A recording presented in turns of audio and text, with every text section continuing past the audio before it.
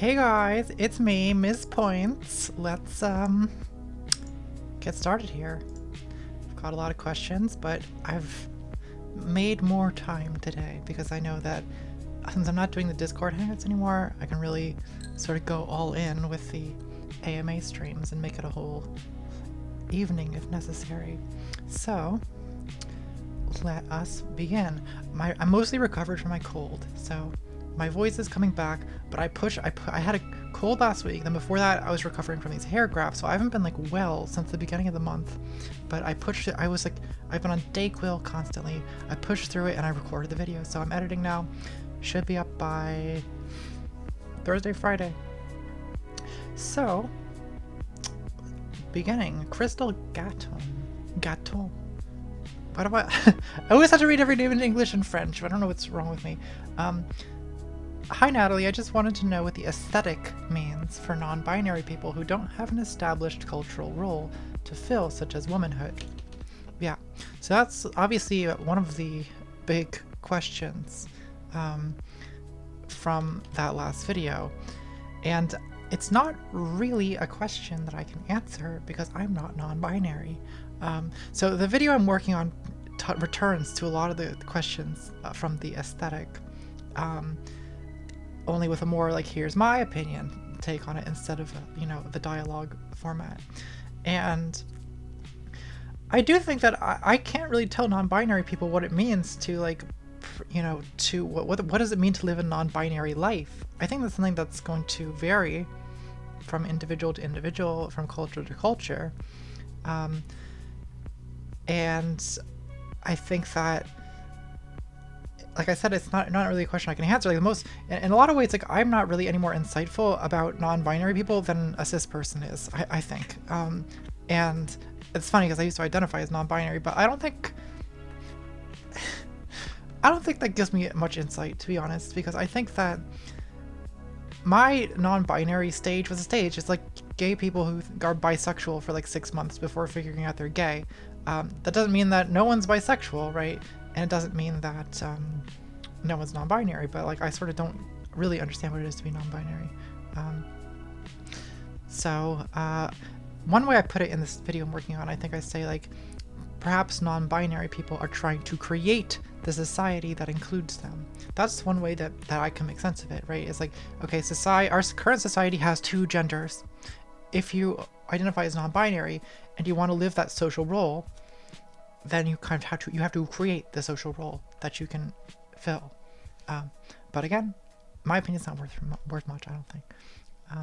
So Travis Stanley says, not really a question that's great for this, but I was wondering if you could start providing some citations in your videos. I recently used your video on incels for a research paper and was looking for some resources you used. Thanks. Yeah, so I do limited citations in some of my videos. Like I know the West, I had some citations. The videos I do that are more sort of research centric. I do tend to post citations in the links, but with incels, most of the research I did on that was reading brain cells. So the citations in that video are sort of effectively just the post I was reading.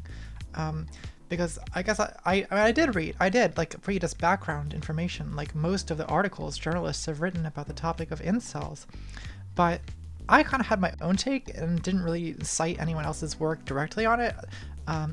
And I guess the research I did was more, it's almost like internet field research, internet anthropology. So it's kind of, in a sense, original research. So the citation is fucking brain cells. Like, great, I just spilled hot tea on my fucking mouse pad and my hand. Amazing. I'm not even drinking alcohol tonight. I haven't been drinking all week because I'm sick. Okay, just goes to show you I am just a sloppy bitch. I can't blame the booze. Alright. Toriana Vestal says, I hope you're having a lovely day. Thank you, dear. My humble question is, what is your favorite makeup product? You always look on point. Well, thanks very much. Gosh, my favorite makeup product. I have to choose just one. I really like the Benefit Let me think of the name exactly. Benefit Roller Lash. I like it better than bang. Because it has, instead of a really big brush, it has like this like angled focus.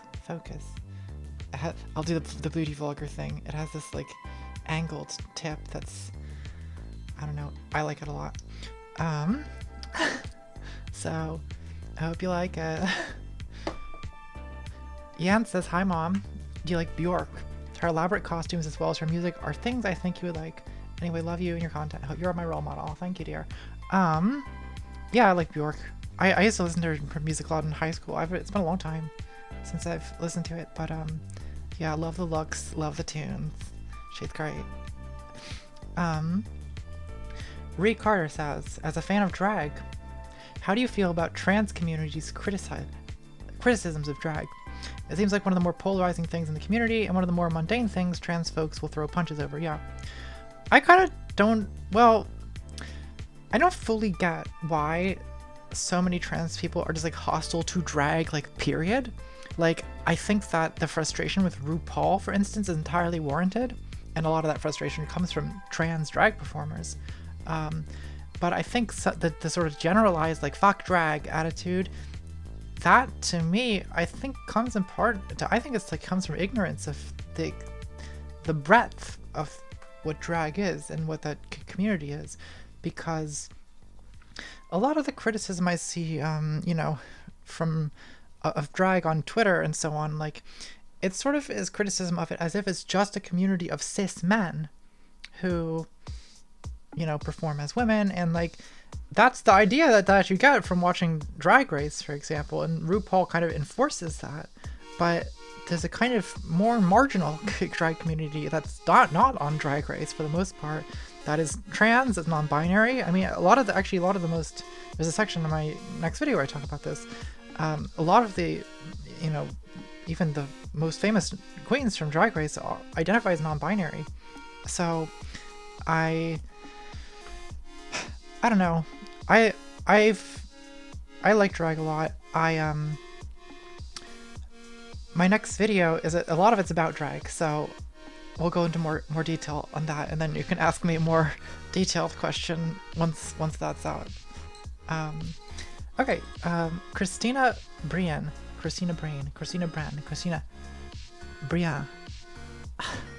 How do we combat the resurgence of fascism in the West? What would Tabby do? Oh god, we cower in fear and cry every night. I've been having a tough time, honestly, this last couple weeks with the news. Like, I've got to make like half an hour a day to fucking like cry, just to like grieve the news. It's so horrible. Yeah. How do we combat it? I mean, like, literally what I'm doing online is the best idea I have. It's the best thing I can come up with for what I can do. What can other people do? Fucking vote. If you're in the US, do not, like, vote Democrat on the 6th, because that will at least put some kind of potentially hamper on the Trump administration. I mean, obviously that's not the end of the story, but that's the most immediate thing that we can do. And what would Tabby do? Well, I don't know if we should be doing what Tabby do, because I think what Tabby would do is smash storefronts and get arrested, and I'm not sure that that's super helpful. And I mean, like I said, people sometimes interpret this as, you know, me not liking Antifa generally. I'm completely in favor of Antifa so far as what they do is effective, which is in many cases it seems to be. For instance, putting a stop to Richard Spencer's rallies and college tours. But I do think that's most effective behind the scenes, and that the public face of anti-fascist activism still needs to be one that's not smashing windows, because it just plays badly, I think, to the normies. I still think that. I mean, if it's going to stop Richard Spencer, do it anyway, absolutely, but, you know, don't talk about it. Okay, Warmer Than Luke says, if you could, What question would you ask Quentin Crisp? Ooh, interesting. I guess I mentioned him a lot on these streams because people ask me about books.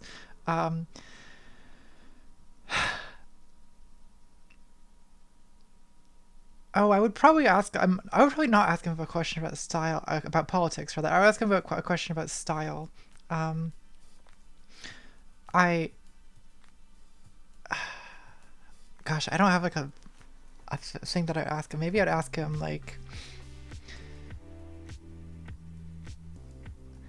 Maybe I would ask him, because I know he was sort of against gay liberation as a political cause because he's such like an individualist. I guess I would ask him what he thinks the political significance is of living an out and unapologetic queer life, and if he doesn't think that that in itself is some kind of political stance. Since he seemed later in life to be averse to politics, but I think that his personality doesn't strike me as assimilationist per se, so I'm sort of curious to know how he makes sense of that. Laura K says, how are you? I also celebrated / hid from the same birthday as you, same day. Oh.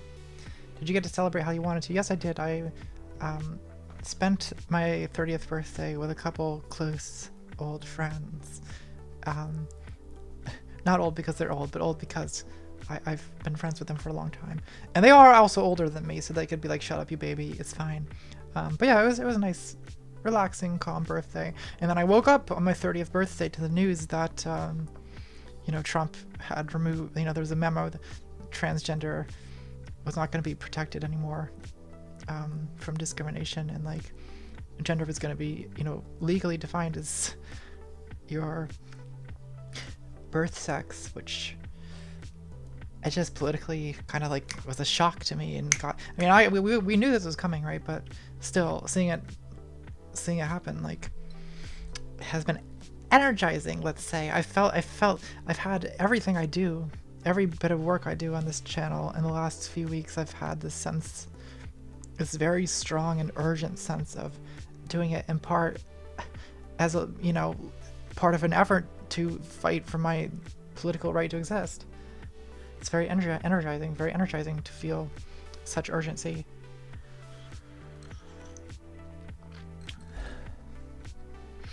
Thank you, Laura. Haney Maxwell, Haney says, hi, any thoughts on The Economist's recent anti-self-ID article? I haven't read that. I'll open it in a new window real quick in case I can develop a reflexive take on it. Transgender politics focuses on who determines someone's gender.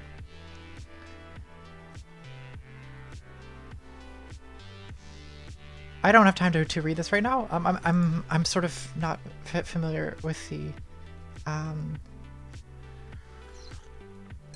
with what the issue is exactly. So unfortunately, I don't think I can answer that adequately until I've read the article. But I'll try to keep. I do need to keep up with these things, so I will read it later. Thank you. Robert Secundus says, people have asked about The Mountain Goats, but have you heard of John Darnielle's National Book Award nominated Wolf in White Van, a melancholic novel exploring the origins of evil / suffering through the satanic panic with a smidge of body horror, particularly the extremely excellent audiobook version? I have not heard of that, no. It sounds very interesting. Satanic panic. That's a fun topic. Good Satan in my next, good Satanism really in my next video. Dog Revolution says, hi Natalie, thanks as always for what you do. I'm wondering if you're familiar with Julia Serrano's intrinsic inclinations model of gender and what you think of it. Ham-fisted teal deer, the model tries to find an alternative to both social and biological determinist accounts of gender. It argues that individuals have innate psychological and behavioral propensities which may or may not align with the cultural norms typically associated with their assigned gender. These innate propensities tend overall to fall into a bimodal pattern such that most individuals' psychological sex matches their assigned gender. Trans folks do not, thus the need for transition. For what it's worth, I find some aspects of this model appealing because we all have bodies, and our bodies are agents in our lives, just like the culture is. But as a non-binary person, I'm pretty on the fence about super hard claims about biology's role in shaping our subjective experience of gender. Thoughts? So, I think that, as with anything as deeply complex as gender, and so essential in human society and psychology and biology, there's not going to be any one explanation. So saying gender's just a social construct is crazy. Saying that gender's just biology is crazy.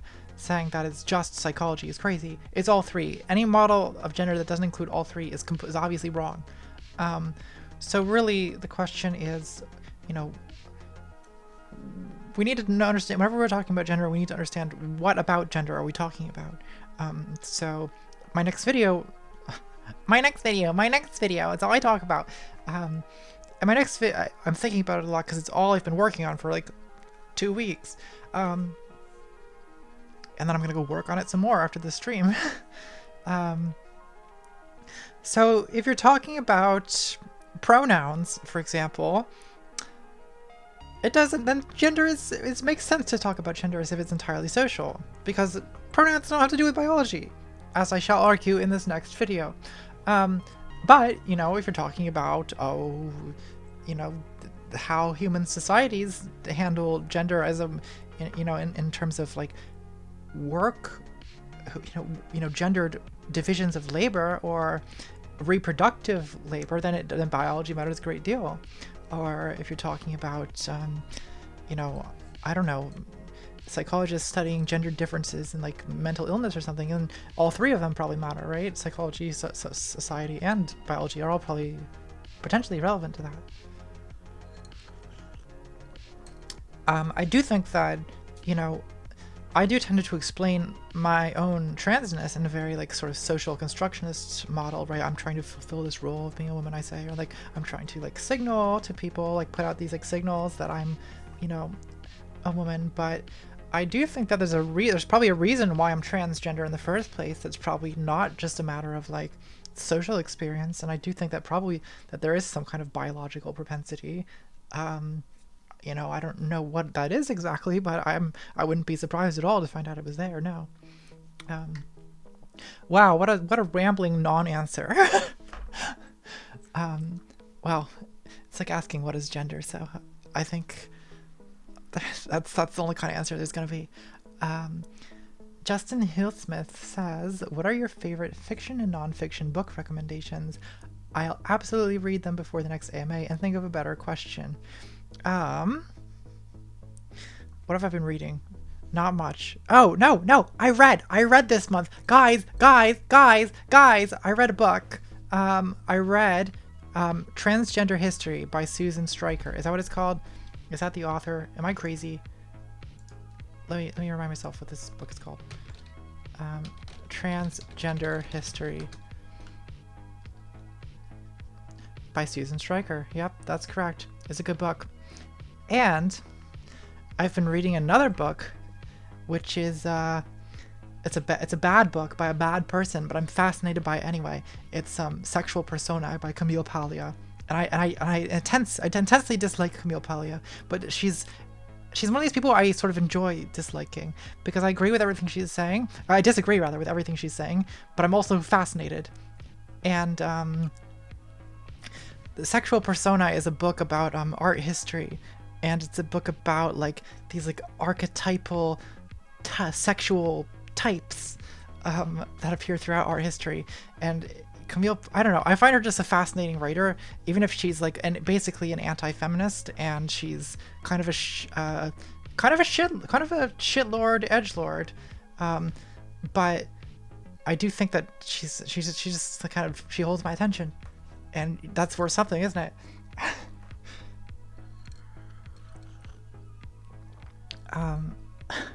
She's an author like I enjoy disagreeing with, And I think that some of what she says is I don't even disagree with it, because I think it's not even quite a true or false proposition. It's kind of an imaginative way of doing art history, right? Like she's almost just like giving sort of impressions of things.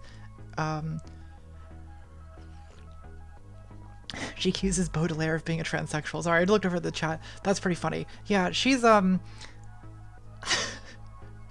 I mean, she has a lot of takes that are completely nonsense, but like, I don't know.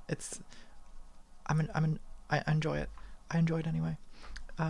So those are both interesting. I haven't been reading any fiction lately, to be honest, but I'd like to get back into that too. Oh, I was listening to the audiobook of Paradise Lost the other day. I really like Paradise Lost still. I don't know. I just love Satan. Like, what can I say? I think the reason I like Paradise Lost is that it has this like really powerful rhetoric of resistance, and I keep coming back to it as like this, like, I don't know.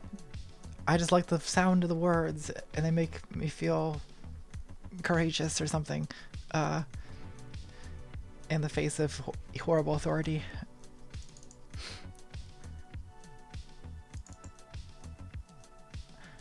Domino Stars says, "Hey loves, there's a really big election happening on Tuesday.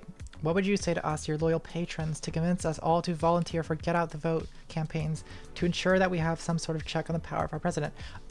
So I would say, go fucking do it. Volunteer, vote. I think that the current president of the United States is going to continue rolling back rights for trans people, continue stalking the Supreme Court with rapist misogynists who are going to destroy Roe v. Wade. He's going to I mean, how do you even describe what's bad about Donald Trump? Like, everything that can be bad about a person is bad about him. So, like, make it harder. Make it harder for them. Don't vote for these people. Don't stay home. Don't let this fucking racist, anti-caravan, nativist, fascist bullshit win. Don't let that technique win. Do not allow this country to sink further into... God damn it. It's gonna be ranting. Say no to this. Say no to this with your vote.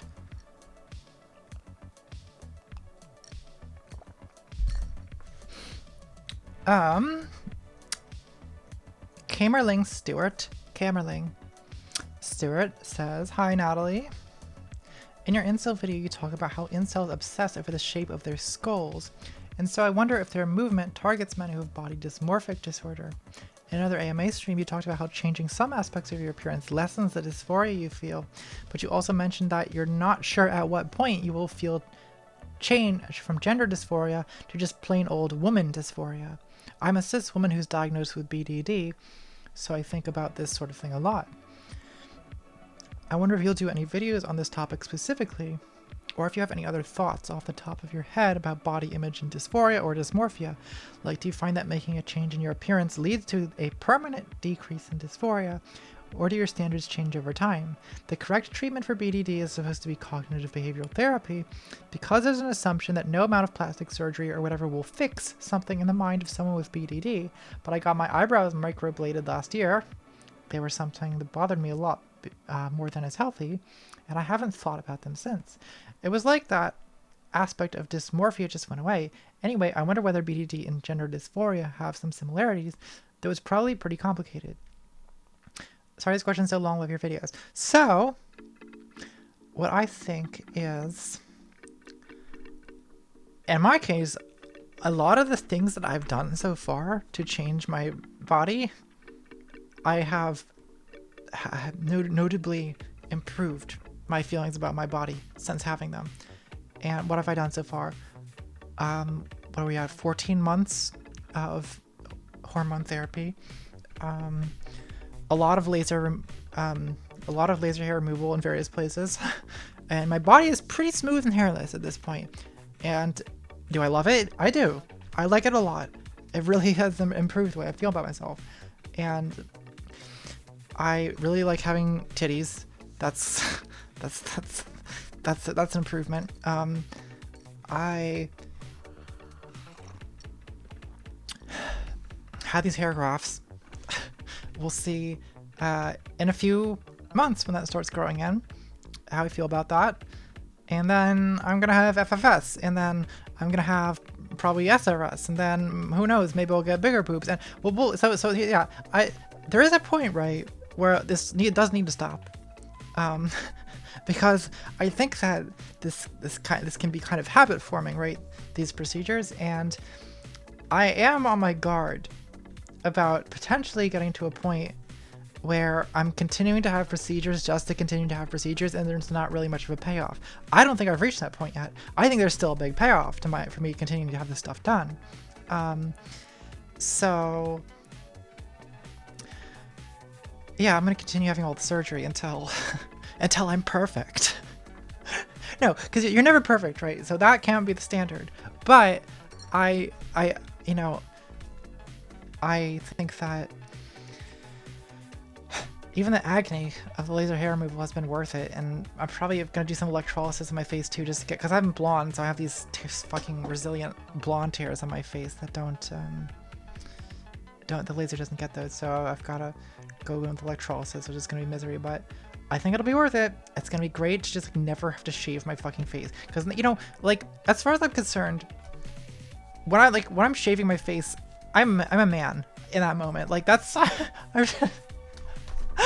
I'm just fully a man, whenever that's happening. So I prefer not to be a man, and I prefer to not have to do that. So I'm gonna do that too. But I agree. It's something to watch out for, and I think that is a difference, by the way, between body dysmorphic disorder and gender dysphoria. Whereas like gender dysphoria, like it's actually not super effective to treat it cognitively. Like, it's more effective to just like change your fucking body. Change your broken ass shitty body, and then that fixes the problem. But I think there's a kind of, there's a point where, as you say, gender dysphoria can sort of warp into body dysmorphia, and it's worth keeping an eye on that. Absolutely. Okay. Maria Ligia says, "Hey Nat, I'm gonna be a bit cheeky and ask you 2 questions." Maria, how dare you? If I may, I was just wondering, what's your opinion on Hunter Avalone? I just discovered his channel randomly the other day, and I almost threw up in my mouth a little bit. Hunter is a little shit nugget. I don't know. My opinion on him is that he'd actually be kind of cute if he'd keep his pretty little mouth shut. But alas, he seems unable to do that until he learns. Not a fan. Not a fan. This is shadier than we usually get in these streams. I usually avoid that kind of thing, but like Hunter needs to hear it. Also, in regards to the LGBTQ plus community, what's your opinion on asexual people? Is there any way in which pride parades could be more inclusive toward them? PS, love your videos. Thanks, girl. So yeah, asexual people are fine, great. What more inoffensive group of people can there be? What ways pride parades could be more inclusive towards them? Well, I don't know. I don't really... Like, this is a question you really should ask an asexual person, because to me, like, I feel like there's something sort of inherently comic about an asexuality parade. Because, like, I mean, not that I'm saying that there shouldn't be. I'm sure there should be more inclusion of asexual people in pride parades, but I do think that, for a lot of gay, bisexual, lesbian people, like, their sexuality has been repressed all their life, right? That people say no, that's not what society wants you to do. So the point of a pride parade is to flaunt that sexuality and be like, yes, bitches, like, we're fucking gay.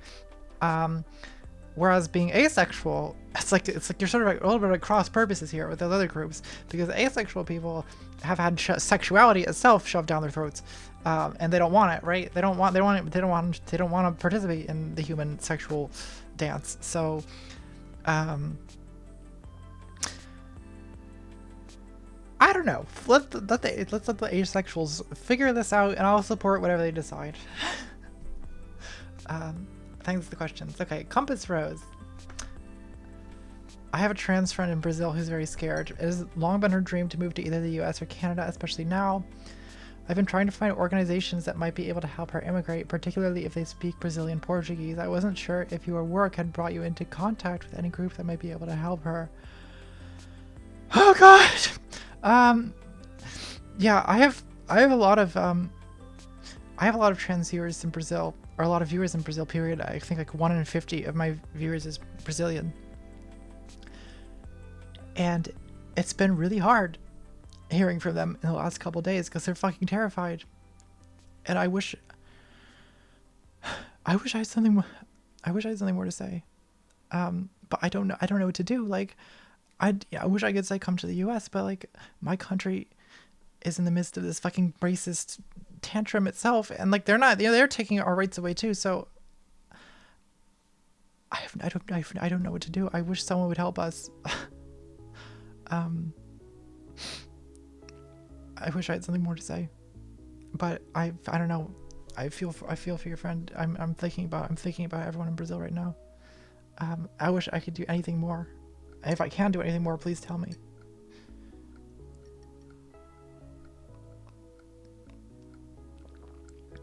Okay. Reb says, hi Natalie. I was curious, what do you think are some effective ways of eliminating political apathy and getting people who don't care about politics interested in it even a little bit? I have intelligent and smart friends, but it is so discouraging and agitating when either they can't be bothered to engage in any kind of political discourse, or they're afraid of talking about politics in the slightest. What are some effective ways to convince them to engage?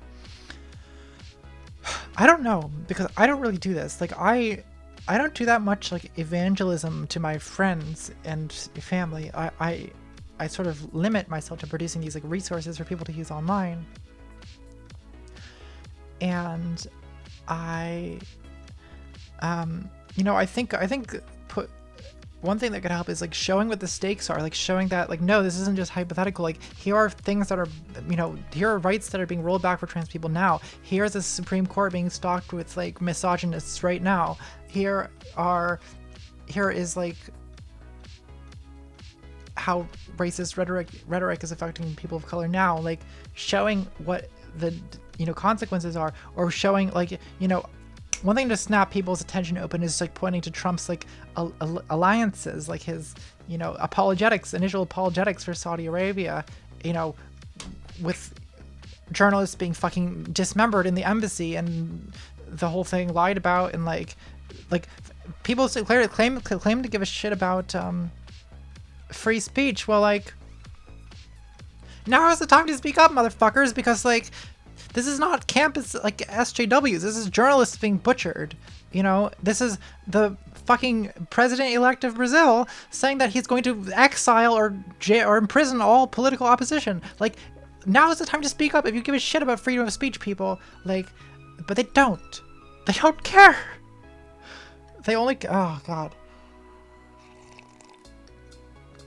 I should have gotten booze. It's really hard to not drink. It's really hard to not drink this week. God damn. But I'm more useful if I'm not drinking, so I'm trying not to. Trying to keep it together. I would be crying now if I was drinking. Like, that's why it's good I'm keeping it together. I'm gonna edit a video after the stream. Soberly.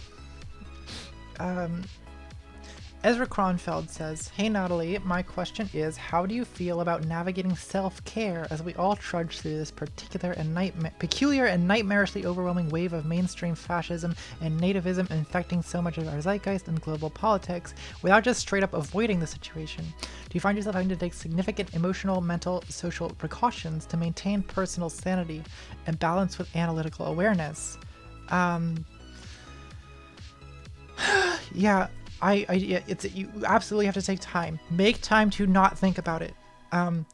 Don't feel guilty about that. So if you're just avoiding the news all the time, that's bad. Don't do that. But I think most of us here in this room, if you're following me, you're someone probably who thinks about it. So we're thinking about it. We're doing, none of us are doing enough, but we can do what we can. And I think it's, you know, you're more effective at whatever it is you're doing if you're keeping your sanity intact. And so I think like that's number one, is to keep your sanity intact. That's gonna, what that means is gonna differ from person to person. For me, it means that there are some evenings when it's like, we're not looking at Twitter anymore tonight. It's banned. Like, it's not allowed. We're watching a movie. We are going to a friend's house. We are having a couple drinks and relaxing. We're not doing it, and it's important to, I think, watch. For me, it's I feel, entertainers, artists, writers who make me feel less alone. I know who those are for me.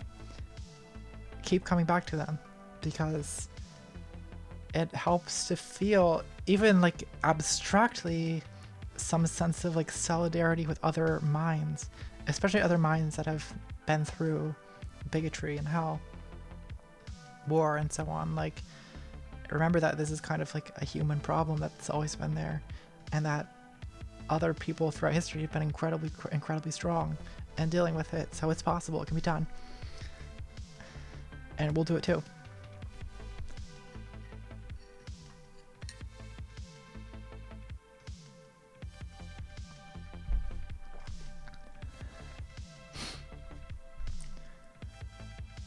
Eve Howe says, how do we reconcile the different types of dysphoria that trans people experience and work together as one unified trans coalition? I experience severe physical dysphoria, which I take hormones to remedy, but gender as a social concept doesn't mean much to me. I'll take or leave whatever I like or don't like. On the other hand, some trans people experience only social dysphoria and find physical dysphoria as foreign a concept as cis people do. Some of them have even stated to me that we, as trans people, need to move away from the physical aspects of dysphoria to the entirely social ones. I feel like the story they are telling cis people about what it means to be trans is entirely different than the one I am telling. I'm sure this leads to confusion for those hearing these narratives.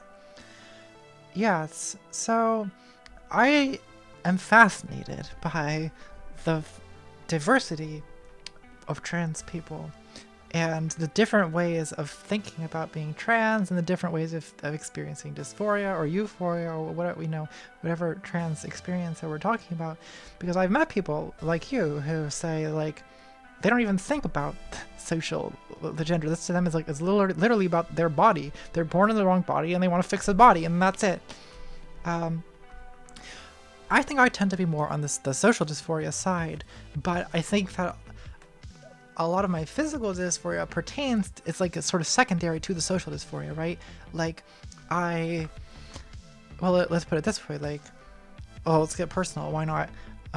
Cis people are always asking about SRS, so usually it's rude to do that, but I'm going to talk about it anyway, so this is bonus, bonus genitals talk. Yeah, I'm quite sure I want SRS at this point, but like, having the genitals I currently have, it's not like a source of like intense like physical disgust, I would say. It's almost more like it's about the like function and meaning of that anatomy more than like, so it seems crazy, right, to fucking like do drastic surgical nightmarish operations on your genitals because of the social meaning they have. It's not just about that for me. It's also about like functionality. Like, I don't really use, this is a lot of information. I don't really use what I've got. And I feel that if I had a vagina, I would absolutely use the shit out of that. So I guess that's a pretty good reason. But that's a different kind of dysphoria, right? It's like, it's more like a matter of like what I can do as opposed to like, oh, I'm like intensely uncomfortable with my body, because like I'm not super comfortable with my body, especially that part of my body, because like, but I guess the only reason that I'm okay with it as it is that like I'm really good at tucking. so much information, but no, I've gotten like most of my genital dysphoria has been mitigated by my learning to tuck really, really well. Like, because like I guess there's some of those things, right? Like shaving. Like if I'm like totally, if I have a tight ass tuck, I am like, I feel like a woman. I'm a woman ass woman. And then like if I'm untucked, I'm just like a man again. That's it. That's how this works to me. Like like I tuck and become, and thereby become a woman. Like that's my experience. That's my identity. I am valid. And I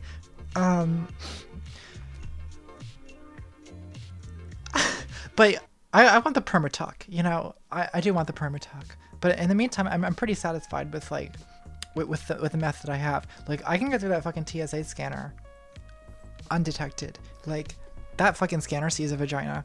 That's how good my tuck is.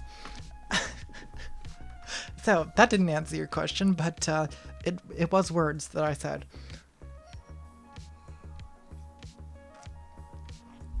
Okay. Damn, this is a no alcohol stream. Wild. It goes to show you don't really need alcohol to make an ass of yourself. Social Justice Babajuk Wednesday La Rocha says, "Hey Nat, hope all is well. So I finally checked out your Instagram and saw you mention Dario Argento in one of your posts. Are you an Argento fan? Are you going to see the new Suspiria?" Yeah, I do like Argento. I like the old Suspiria.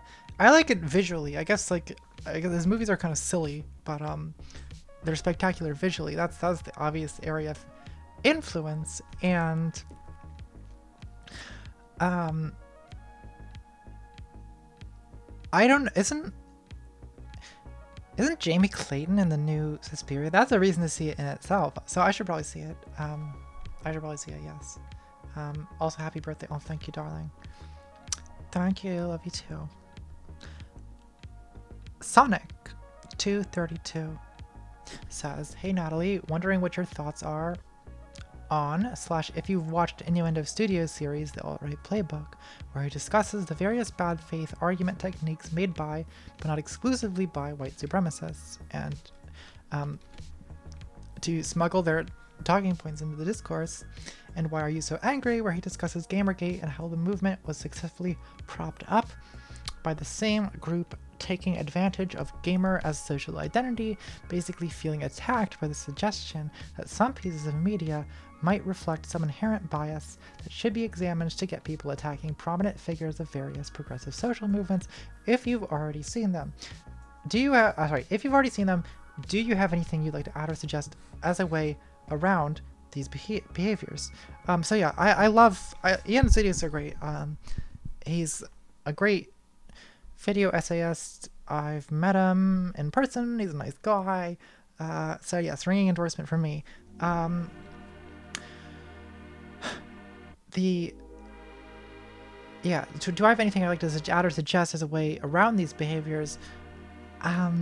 So I think that what he discusses in Why Are You So Angry is extremely insightful. Like, I highly recommend that video for anyone who's interested in, as one of the earlier questioners said, evangelizing. How do you get your friends and family to give a shit about politics, about what's going on?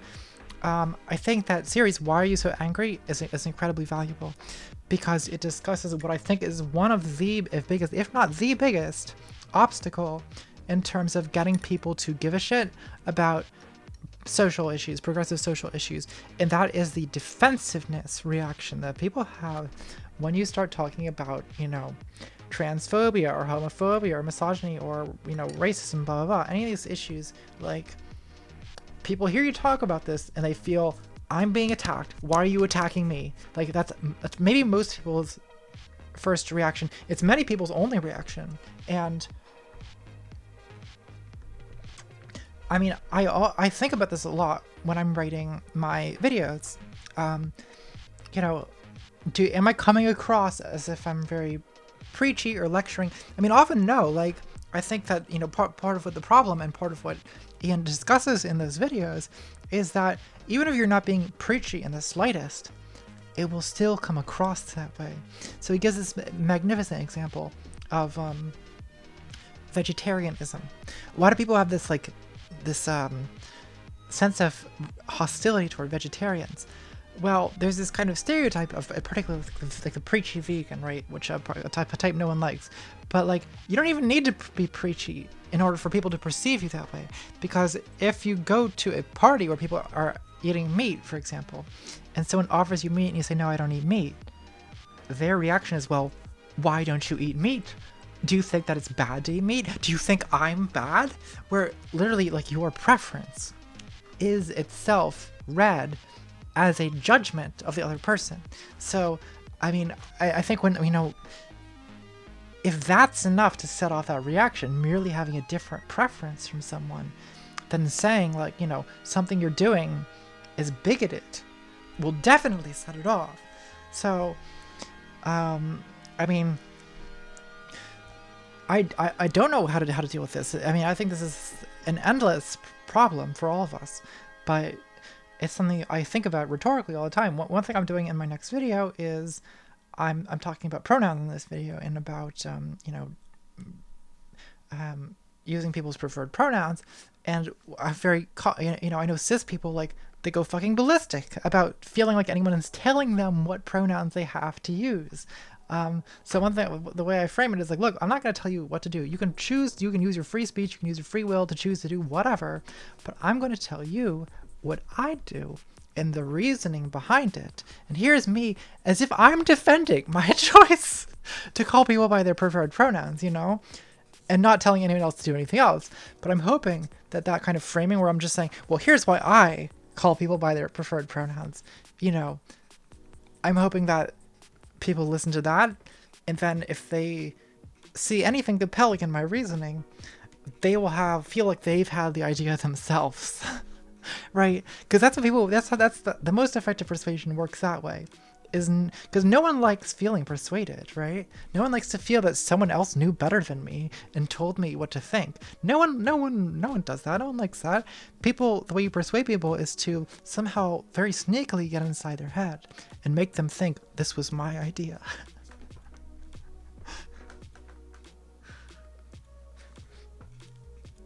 So yeah, I do think about how to do that often.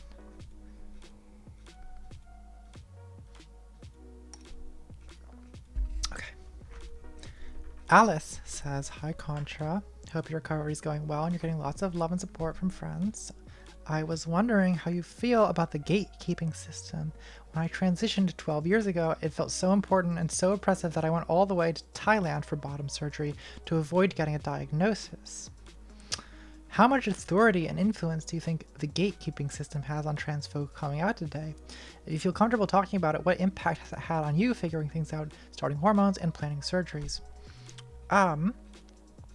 So I think that that's something that's experienced very differently by trans people depending on location. I know of trans people in like Europe, for instance, who are on wait lists for years to get hormones, which is just completely deranged to me. I mean, fortunately, there's like black market options, but that's not ideal. I was in such a fucking hurry to get on hormones, 2 summers ago, that I started buying black market hormones, and that was the first few months I was on hormones. That's what I was taking. So I've been incredibly lucky though since then, and I go to a informed consent clinic in Baltimore, which I think is wonderful. I think informed consent is great. I think that I basically there was not much gatekeeping for me. I mean, part of it was like, there's still some gatekeeping, right? Like, but I walked into that clinic, looking like a trans woman already and being like, look, I'm on black market hormones. Like, give me a prescription. And they were like, all right, we got you. Like, because I looked, I had the look, and I was already, they sort of almost have a medical obligation at that point to give you a prescription just for harm reduction purposes. But I know some people, like, yeah, I don't think no one should have to wait years for hormones. That's outrageous. It's horrible. I think that should be abolished. Tad Kyle says, keeping in mind the undoubted rise of nationalism and fascism in the West, and the increasing polarization of American politics, What is your favorite kind of dessert? Oh, I'm like a chocolate fiend.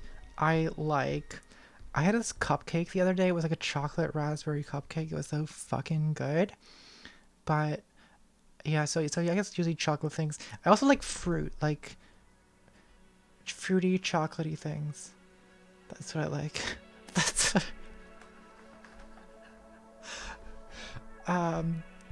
Black Forest cake. I'm a big fan of Black Forest cake. That German like cherry chocolate with Kirschwasser. Delicious. Decadent. Samantha Tucker says, "Hi Natalie, happy belated birthday, thank you. I just gave a talk about how my experience as an older trans woman to a friend's high school GSA group, and a question I was asked was about coping mechanisms. I'm wondering what you find affecting I'm dealing with the current round of slings and arrows. I shared mine as having a sense of humor, sense of perspective,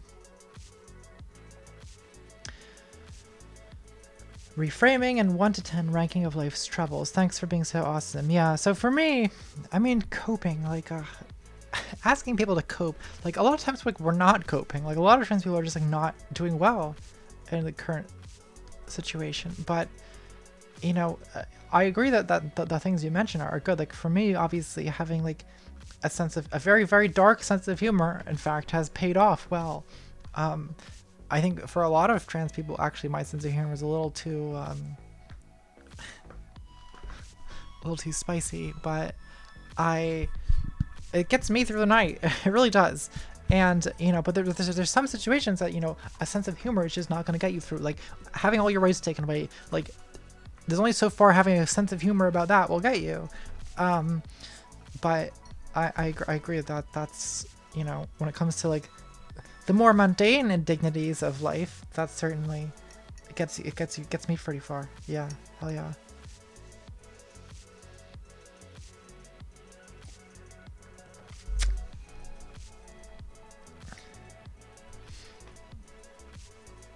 Matthew Chabin, Scottish Irish, but you can say it all sexually in your French if you like. Very well, Shabba.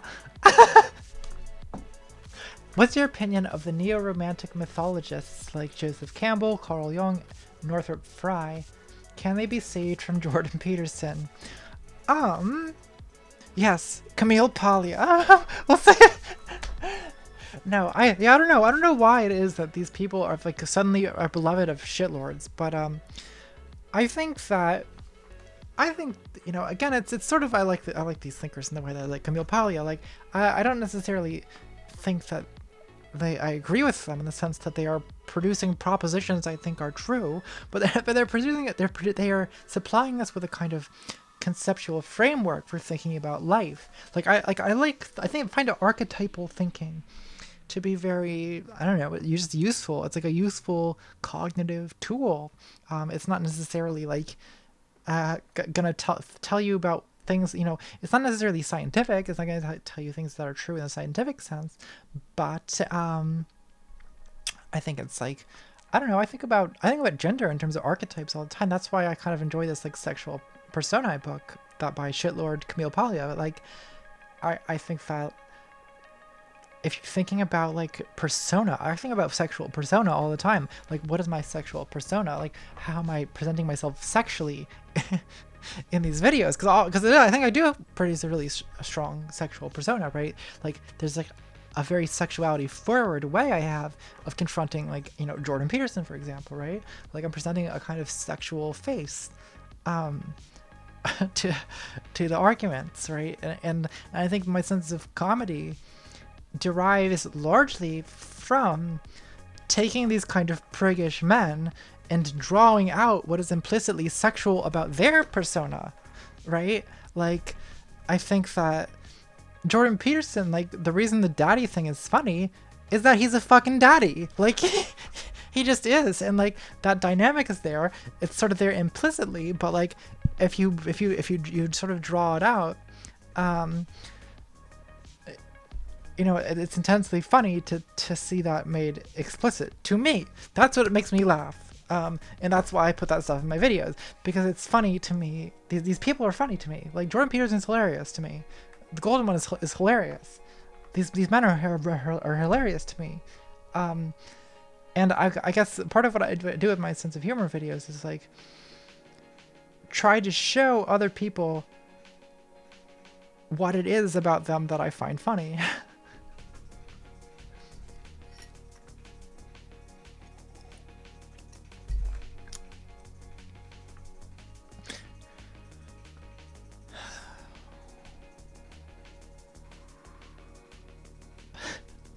I just like the chat. The implicit daddy.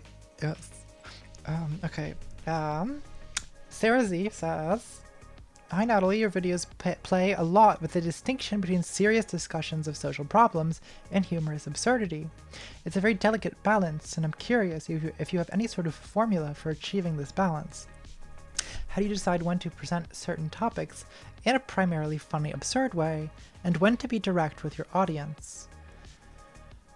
Well, it's there's not one answer to that question, because it's that balance is something that I sort of have to think about, not just like in the framing of a video, but just like as I'm, almost every sentence of the script that I'm writing, I'm making judgments.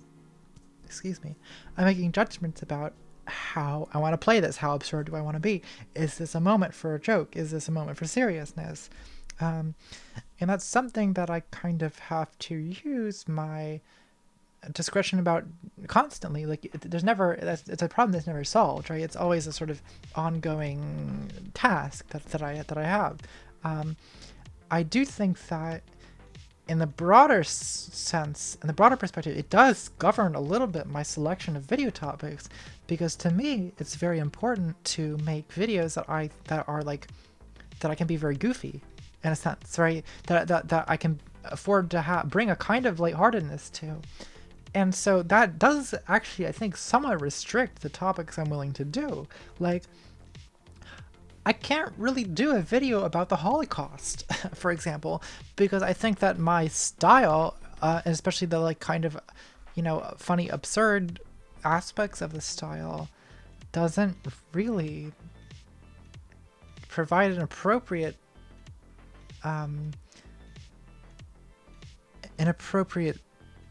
framework for discussing something like the Holocaust, or something like, even like some of the topics that people suggest to me to do, mass incarceration, topics I think are very important. Like I feel like I can't do them, because I feel like it would be out of, I would have to abandon the style to do that topic.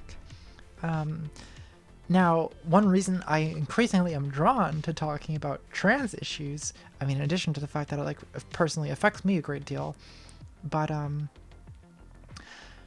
I feel that because it affects me very personally, that provides a kind of hinge for me to be funny despite the gravity of the situation. And that, to me, is some of the most enjoyable problem solving that I get to do as a content creator, is figuring out how to ride on that balance, to keep that, to be sort of simultaneously sharp with the criticism or with the commentary, but also like entertaining, and to have the two be sort of intertwined inextricably. That's the goal, which I find it easiest to do when I'm talking about issues that pertain to me very personally. Gavin Enns says, "Hi Natalie, I love your work and I share it with everyone. I feel at a loss to explain why it's so important. I make them watch it anyway. How would you tell muggles in a bubble why they should start paying attention? I feel like you're the Sarah Connor of the Russian botnet or something, but I just come off as a crazed fan."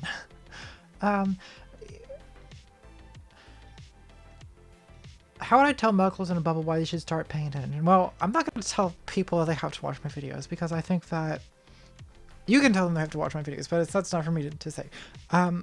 This is similar to the earlier question about how to get people to pay attention to politics right now. Like I said, I think I would focus on the gravity of what Trump's administration has already done. Kavanaugh nomination with the removal of trans rights. The intensity of the racism of his rhetoric. The kinds of allegiances he builds, his admiration for brutal tyrants. I think this kind of stuff, some people, what's horrifying to me is that with many people, there's just no making them care. Like, you say like, okay, Brazil just elected a brutal tyrant, and they say, well, maybe that'll stop crime. And it's just like, you fuckers want fascism. You're begging for fascism, aren't you? Yes, they are. I don't, and people like that, I don't know what the fuck to do about them.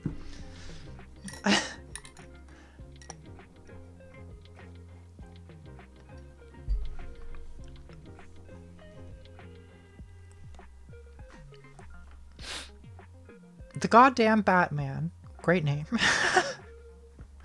says, long-time watcher, first-time donor, thank you. My questions, is the Australian accent sexy? Also, how do you feel about Greco-Roman wrestling? Yes, Australian accents are very sexy. I've been watching a lot of Australian drag queens lately, and there's nothing sexier than the voice of an Australian drag queen. Super hot. It's very silly. It's a very silly combination, but part of the silliness is hot to me. How do I feel about Greco-Roman wrestling? I feel uncontrollably aroused. Okay. Marissa B. Sprach. Hi, Natalie. What do you think of being too tribal, allegedly becoming the new virtue signaling? Also, what kind/piece of clothing are you still dying to have added to your wardrobe? Yeah, I guess, I don't know, you have to give me a context for people saying things are being too tribal.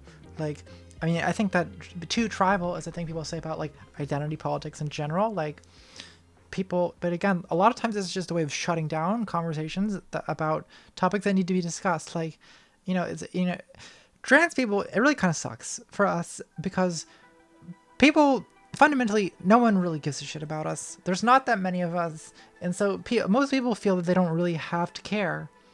And so sometimes I do wonder, like, should we just shut up and focus on other issues that, like, people actually care about? Because, like, I feel like I shouldn't have to do that, but there's moments where I just get so hopeless about it that I'm like, maybe the fucking anti-identity politics leftists are right. Maybe trans people are just fucking inconvenience. I don't know. But I don't think that, I think with bigger populations, it's pretty hard to argue that black people are an inconvenience. That's a lot of the fucking country. And I don't think it's tribal to discuss issues that affect them. For instance, women are most people. I don't think it's tribal to discuss issues that affect women, right? That's, lots of people are women,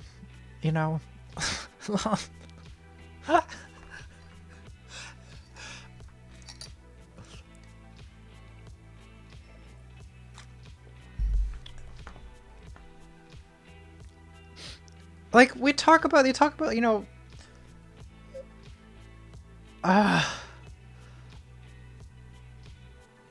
it's just that our identity politics, it's explicit, right? We are advocating on behalf of trans people, on behalf of women, or whatever, on behalf of whichever group of people needs these rights or protections. Whereas, like, white identity politics usually masks itself, right? It doesn't say, oh, we're advocating for white people. It says, we're protecting our country from this caravan of sinister, vaguely brown immigrants, right? Like, that is white identity politics. That's what that is. Politics of white supremacy. But it disguises itself by saying that it's about crime.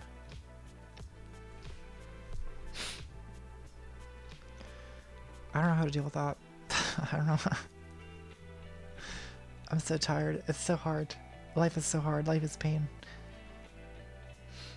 What kind of clothing am I dying to have added to my wardrobe. I'm getting more of these like tops that have like, I love bell sleeves. These are great. I guess those, I already have those though. What do I not have that I want to have?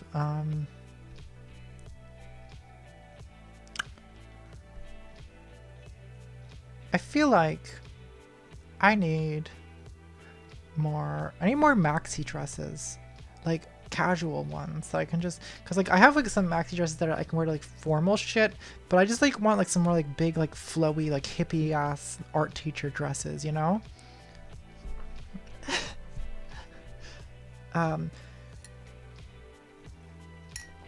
But it's difficult finding ones because like some of them just like they accentuate how ludicrously tall I am.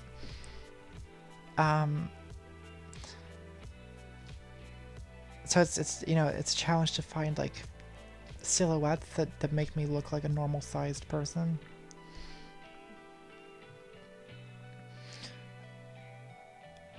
Alex Johnson says, how have your views on feminism evolved as a result of your medical and social transition to womanhood?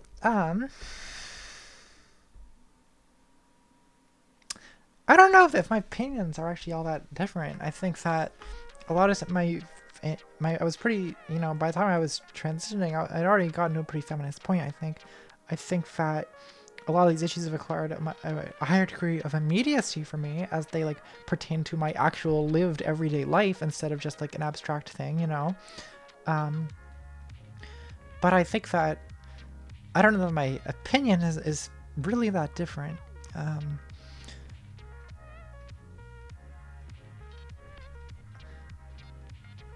I'm trying to think if there's something that's changed dramatically. I guess in some ways I'm more confident about my assertions about particular things. Whereas before I transitioned, I sort of felt like, well, if I have a strong opinion about feminism, I should kind of like make that a soft opinion because this is not my domain. Now I feel it's my domain, and I feel entitled to express the opinion in its my full conviction. So that's maybe a difference. Avi Finkel says, in 40 years, when incoming philosophy frosh are required to take ContraPoints 101, oh god help us. Which video do you hope they will start with? Whichever video I look prettiest in. Well, videos, I hope they start with the videos after I have plastic surgery. Oh, I don't know. Suppose I were to remove that vanity from it, geez, maybe one of my pre-transition videos debating the alt-right. That's what's coming to mind. I feel like that is a video about philosophical arguments, and when it doesn't happen, like I feel like it gets people thinking about what arguments do, and what they don't do, and what rhetoric is, and like how public debate is not philosophy most of the time, which I think is an interesting introductory topic. The difference between rhetoric and logic, in other words, and how in some cases it's hard to separate them. Alyssa K says, you mentioned in the past that you tried your hand at being a writer but gave up. Do you think you'll ever try to put out a book or some other long-form written work? I expect that I will write a book within the next 10 years. And I think probably it will be somewhat autobiographical because I've had a lot of interesting experiences since I started making this YouTube channel. I've met a lot of people, and I think I will in a few more years accumulate enough experiences that it's perhaps worth spilling the tea in book form. So yeah, I do expect that'll happen eventually, if I keep at it for long enough.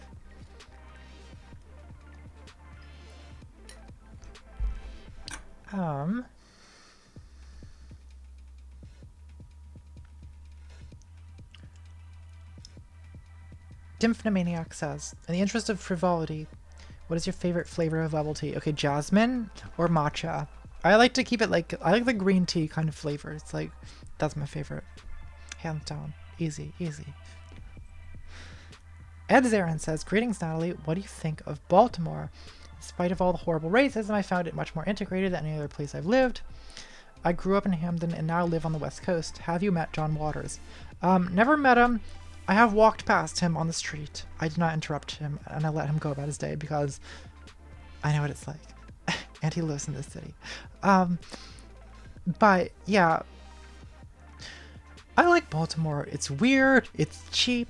It's, I like it. It's good for me. I don't know. Sometimes I think about moving to like LA or someplace where I'd have like maybe more opportunity for career climbing or whatever. But like, I don't know. I kind of like my weird cheap city. Autumn Chapel says, what's your spiked chocolate milk recipe? You've used it in 2 videos now and it makes my mouth water. Spiked chocolate milk. I don't think it's spiked chocolate milk. Wait, when was the last time I had that? I feel like maybe what you're talking about is like Kahlua, and I think it's like White Russians, because I make White Russians sometimes, which is like vodka, Kahlua, and milk or cream.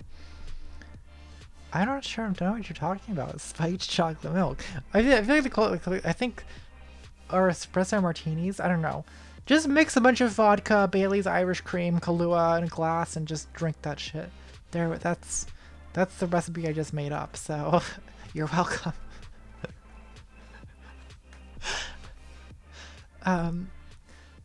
Lauren Pratt says, "Hi Natalie, hope your recovery is going well and that you had a very happy birthday. Thank you, dear. You can watch that. You watch that Castlevania anime. It's a bit gory, but very enjoyable and beautifully animated. I have not watched it. Have to add that to the list." Oh yeah, maybe you're thinking of at the beginning of the autogynephilia. Sorry, I'm talking about chocolate milk again. Autogynephilia video, where I'm just drinking a glass of Bailey's on ice. Yeah.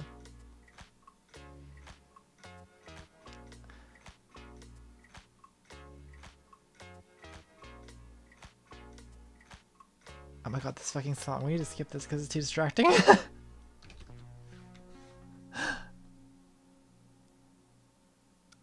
Okay, Dang says, what was your philosophy education like? Areas of focus, etc.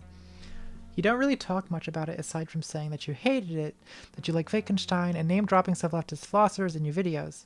Also, I'm reading the Tractatus right now, and I don't get it. I'm like 3 sections in, and I still don't know what the fucking object is. Yeah, don't read the Tractatus. Read the first 25 paragraphs of the Philosophical Investigations, and then give up on philosophy forever.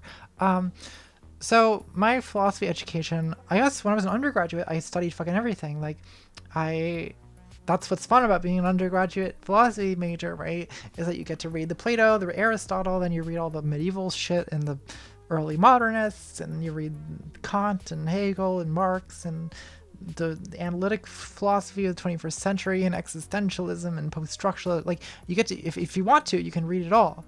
And that's what I liked doing. And then you go to grad school and it's like, we're going to think about these three paragraphs of Kant for the next 5 weeks. And it's like, I want to fucking jump off the admissions office building. Like, yeah, but when I was in grad school, I was very focused on, like 19th century German continental, like really arcane, useless nonsense. Thank God I got out. Thank God. I guess, I don't know. I guess it's a fine thing to do with your life if that's what you're into. It's just not what I'm into. I'm not trying to seem judgy, but I don't want to do that. I don't want to do that with my life.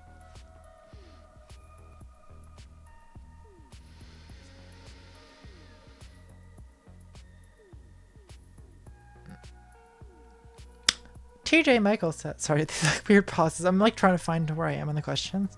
TJ Michael says, any book recommendations from modern philosophers, feminists, and or cat people? Well, there's 2 I mentioned, transgender history and sexual persona. That's what I've been reading this month, so that's, I guess, how to keep up with me this month. I'll hopefully have some other ones next month. You know what I've been doing lately is audiobooks. Like, that's how I'm actually going to get back to reading, is audiobooks, to be honest. Because, like, I don't have time to read books. I'm too busy, like, learning to do makeup looks and shit, but I can put that shit on and listen to it, you know? And that, because most of my reading is really like article length stuff. But I'll listen to a book. So those are the two ones I'm reading right now.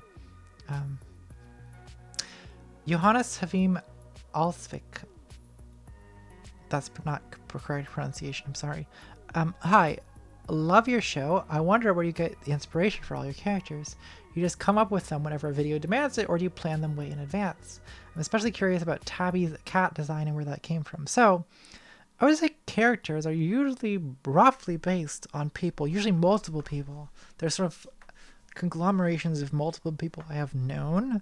So, I mean, Abigail Cockpain is like every turf I've ever interacted with combined into a character. But like, you know, this goes way, way back to like grad school, where one of my colleagues, another grad student, was like a huge turf. Like she wrote for Feminist Current and like was friends with Megan Murphy and all this shit. And she used to wear a black beret all the time. That's where I got the idea for the black beret.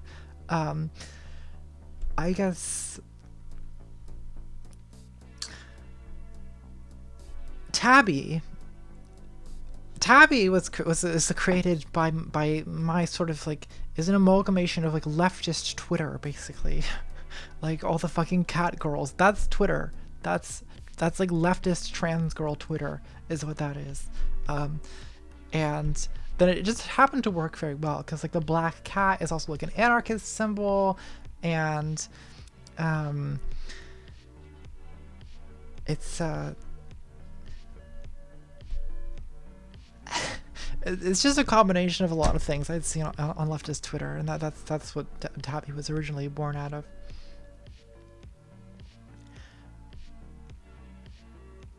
Dual meaning jerk off, interesting name. Says, two-part question: how does it feel when you see people basically defend fascists in the comments of most of your videos, and roughly how many drinks does it take to make that feeling go away? God, I've just been like, I've been looking at that shit the entire time my channel's been up, so I'm so used to it.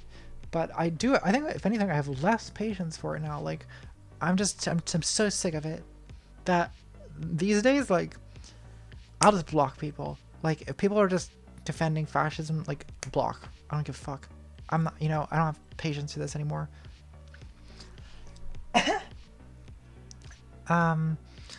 So how does it make me feel? It's just like, it's just part of the constant sense of dread that I live with. How many drinks? Well, you can never fully drink it away, but you can distract yourself,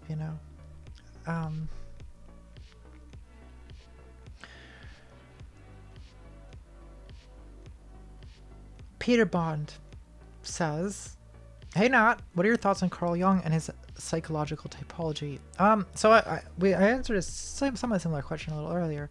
I actually don't know that much Jung directly, apart from like the basic stuff about archetypes. As I was saying earlier, I'm not sure that has any scientific validity, but I think it's interesting as a kind of cognitive toolkit. It's like interesting for like imaginative thought or dialogue about, say, gender. But I don't know. I don't know how valuable. I don't know that it has much actual scientific value, but I think it has a kind of literary or imaginative value. Moonmoss says, memo, make it shorter. Dysphoria is a bitch. When you live authentically and those around have negative issues unloaded around you like grenades. Do you breathe calm and positive on?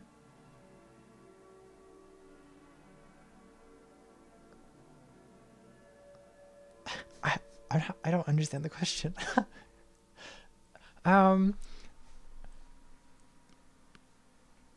Do you breathe calm and positive on? Yes? I think.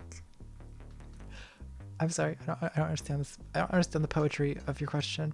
But maybe you're not looking for a yes or no response. Maybe you're looking for a poetical response. I positive on. Lexi Zananetti says, hey Natalie, how did you find your female voice? Well, I'm still working on it, but it was a combination of a lot of different things. Like, it was, I did have a couple people who with some voice training experience help me out, especially, you know, in their first months where I was doing weekly sessions with someone who was especially working on my pitch. It's really about, you know, it's the traditional like larynx up method, right? So you want to speak with your larynx up. And that's also one reason why you can see when I'm speaking, I don't have an Adam's apple because my larynx is raised, which has a nice visual benefit too, as well as the benefit of the sound. But, you know, it's not just about raising the pitch. It's also about just like the, you know, it's about producing feminine speech patterns, which involves more fluctuations of the pitch, which involves a kind of more expressiveness in general. I think speaking a little bit slower, I think, and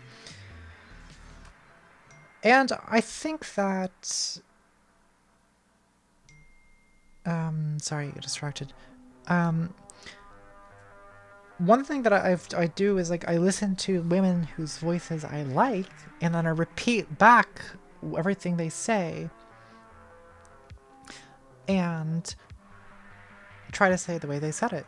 So I will do that with YouTube videos of other trans girls I think who have like really good voices, or and like ultimately, so here's the thing that's really important that most people don't want to do, but is really important.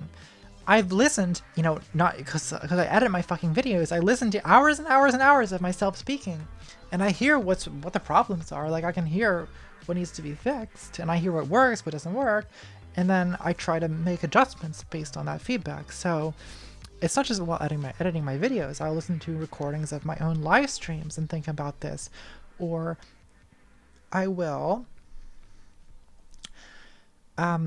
just, you know, I don't do this as much anymore, but I should go back to this. I'll just open up Audacity, the you know, it's just an audio recording program, and I will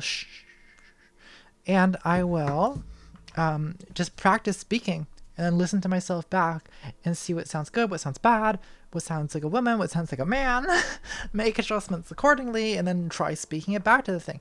And, you know, a lot of people don't want to do that because sorry, I just looked at the chat. A lot of people don't want to do that because it makes them dysphoric to hear their voice. But like, that's kind of the point, isn't it? The point is that, yeah, you don't like the way your voice sounds. That's why you're doing voice training.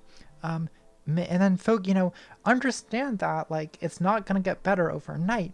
It's about making one little, so like focus on one thing. Like one day, make a day that's like a pitch day. We're going to focus on speaking higher pitch today. Make a day that's like more fluctuation in the pitch day. Make a day that's like, we're going to use more sibilants in the S's.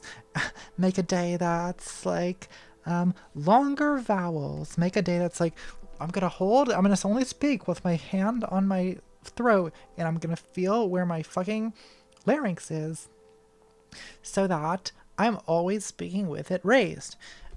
These are all things that you want to practice doing, and basically the training, if you do it every day and try to bring it, you know, little bits of it out into the world with you, over time you develop a muscle memory, and then, you know, a year later it's just your voice, and you're not thinking about it, it's just what you do.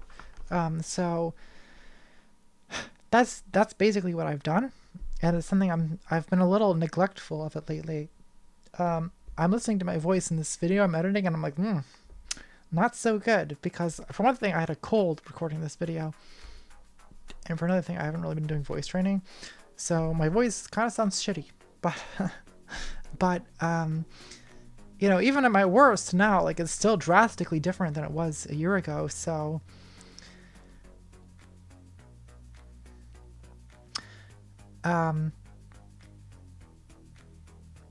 yeah, that's what I do, for whatever it's worth. I don't think I have the greatest trans voice, so I don't know if you want to listen to me. RSS says, hi Natalie, you're great. Thanks. What's your favorite kind of bread? I like sourdough, rye, pumpernickel. I don't know. I don't know how to answer this question. Those are 3 kinds of bread that I enjoy. Okay. Lugnut92 says, hi Natalie, what Winter Olympic sport do you think Tabby would most succeed in?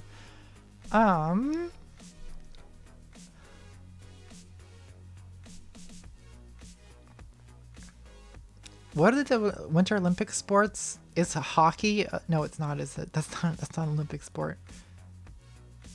I feel like that's like smashing. So maybe curling.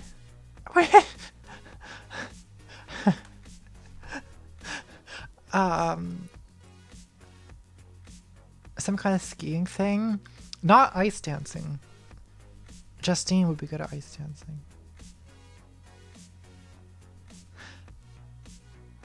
Skibbity Boo says, "Well, who is your favorite composer for the piano?" Chopin. Let's listen to Chopin. Speaking of which, I'll get my copyright-free Chopin playlist.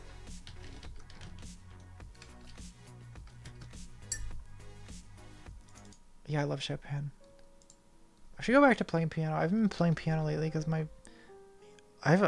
today's a rare exception. I have like man hands today, but because I'm between filming shit, so I had all these fake nails on. But yeah, I should go back to playing the piano. It's kind of sad. I spent like my whole teens and early 20s like learning the piano, and then I just quit because I wanted to have nails. But I should go back to playing piano. Because playing piano is kind of a little skill too, I think, or it can be anyway. It would compensate somewhat for the man hands.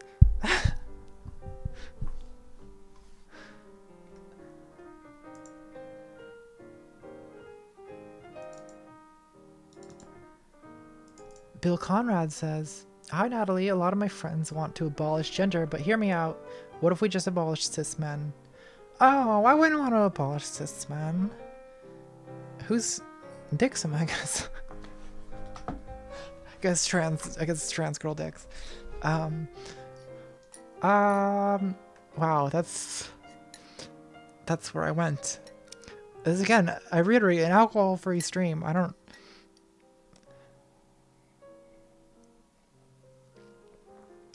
know what kind of answer you're expecting though, so that's what you got.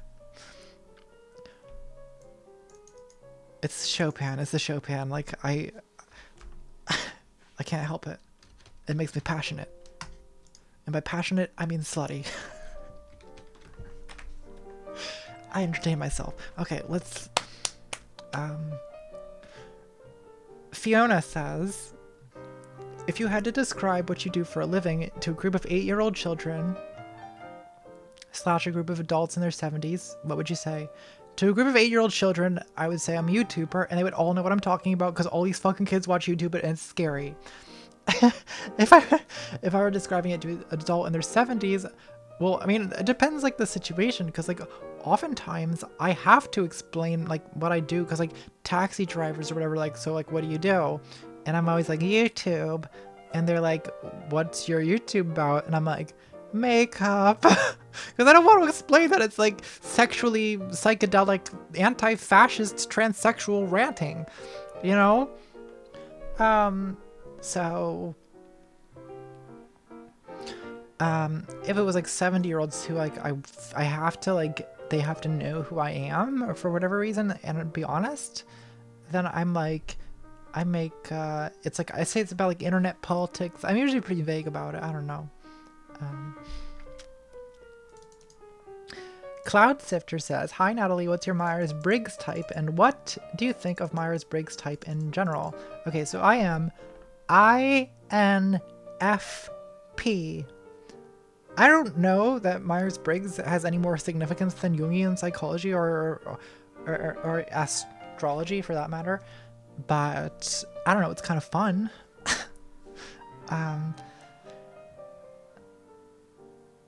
I think my Myers-Briggs type changed over the course of my 20s. Like, I think when I was 19 or 20, I was INTF, and now I'm like INFP. I might even be ENFP. I've taken it recently, and it's like I'm like right on the border between I and E. I feel like maybe what it's testing though is my values, because I was like a shitty atheist edgelord when I was 19, so I was like, I had INTP values, you know, I mean INTF values, and now I have IMFP values. I don't know.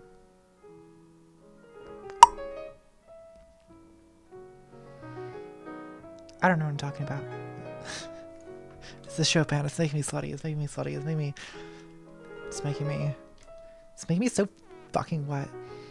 Upchuckle says, what was your spookiest real life experience where spooky means scary but not traumatic? Probably every time I walk around a corner in my apartment and there's some kind of terrifying fucking mannequin. Like, this apartment is fucking, it's like a haunted house apartment. It's like terrifying to walk around this fucking place because there's like mannequins all over the place in 18th century dress. It's very scary. It's very scary. I kind of like it because I always like laugh at myself for being so scared. The Chopin's hitting me. It's hitting me so good. I love it. It's making me so happy. It's so sultry and like, just listen to that. Do you feel it? Are you guys feeling it?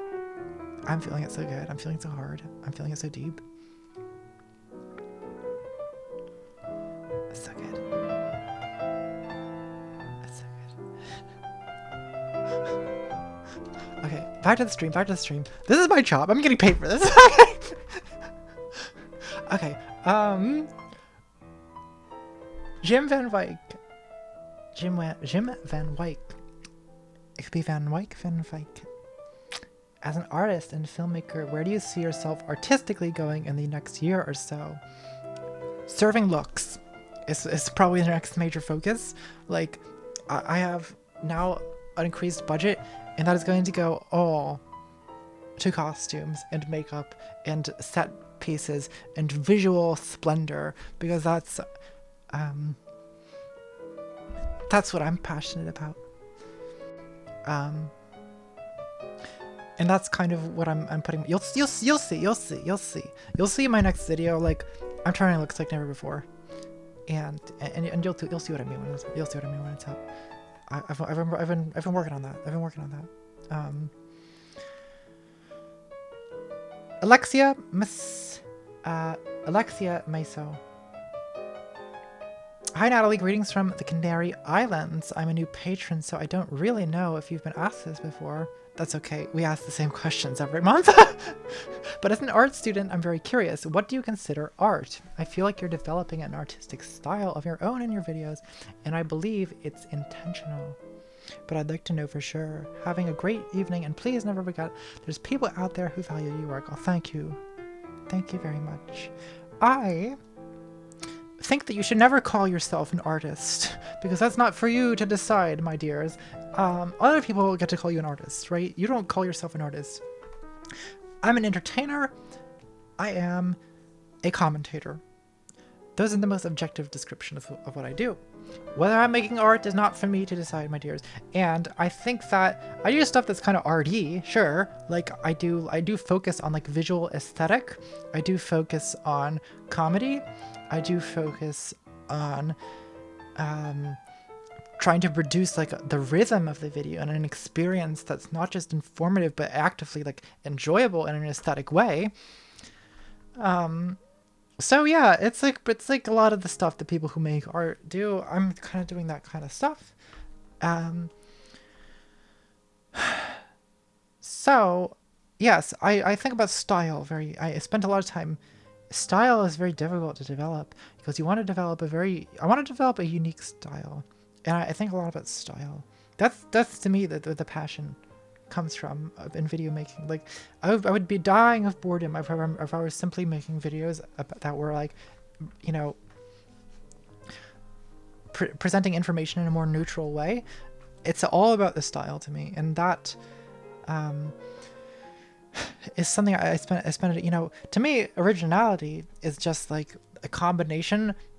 An original combination of influences, right? So I go far and wide searching for like strange combinations of things, right? That's, I guess, you don't want to be too influenced by one thing, but like,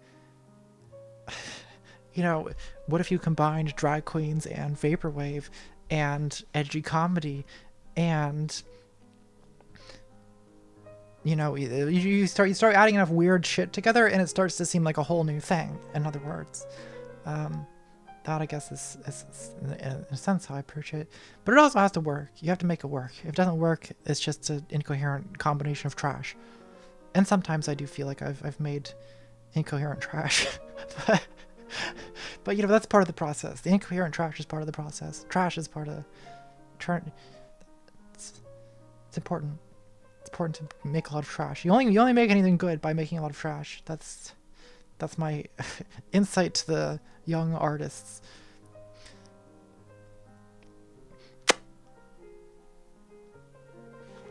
I'm sorry, listen to it. Just listen. No one cares. No one cares.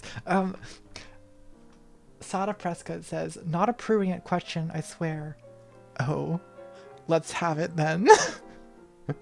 As an academic studying trash media and erotic history, go on. I'm curious about your perspectives on smut. Research suggests that male-ish people and female-ish people like different kinds of smut. The classic being that frequently males choose visual material and females choose written material.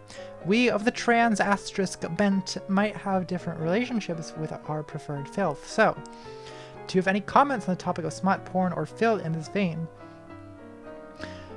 Hold on, let me figure out exactly what your question is.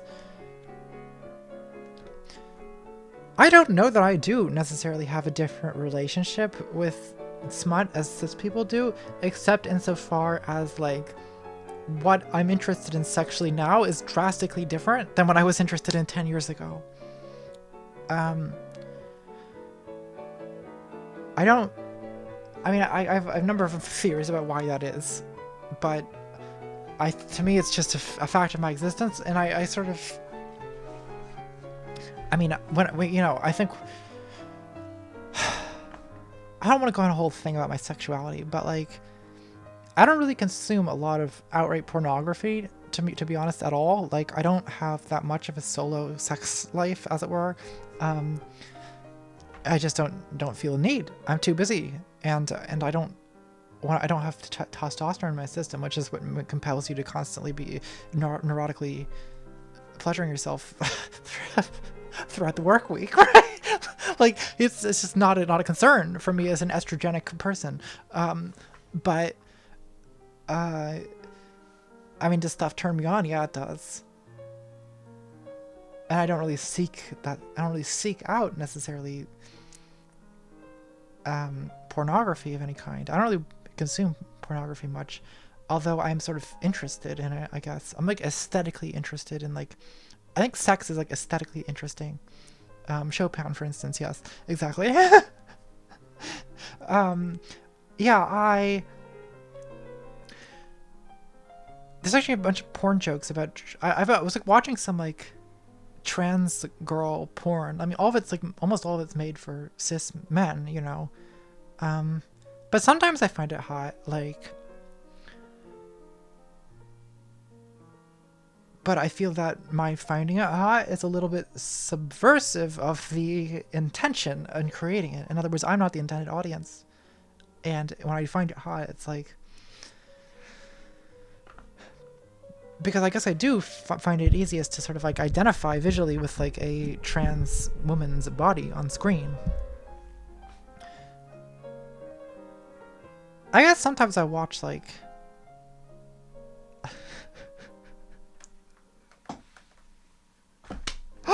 This is a lot of information on this stream. I will sometimes watch like regular porn that's made for like cis people, and then like I'll just like think about like having a like how it would feel to get fucked in a vagina, and I'm like, wow, that sounds good. But I don't, you know, I don't really seek this out very often. It's more just out of like curiosity, I guess, that I sometimes will do this. As far as like written erotic stuff, that's, I would say it's more, it's probably, it turns me on more, I would say. But I don't know.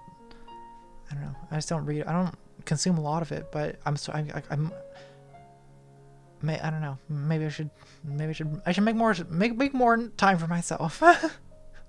That's kind of self-care is not really in my regimen, because people always think I'm going to be like this very hypersexual person because I play a very hypersexual character on the internet. But in reality, I don't know that I am. I'm not really all that sexual. Like, to be honest, like, I think that sexuality is very funny to me, and that's one reason why I tend to play it up so much in my videos. But the reality of like who is like Natalie Wynn, like I'm not really a very hypersexual person at all. I'm really not. Like, I like art more than sex. Like, if I had to give up sex or give up music, I would give up sex without even really feeling much sadness over it. Oh, I shouldn't say that. I do like sex. It's good. I'm just listening to Chopin, and that's all I need right now. This is just rambling. Nonsensical rambling. Okay.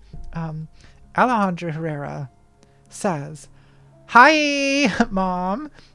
To break away from questions about the new wave of fascist terror, how would you rate German idealist philosophers from most fuckable to least fuckable? I would rate Kant as most fuckable and Hegel/Zizek as least fuckable.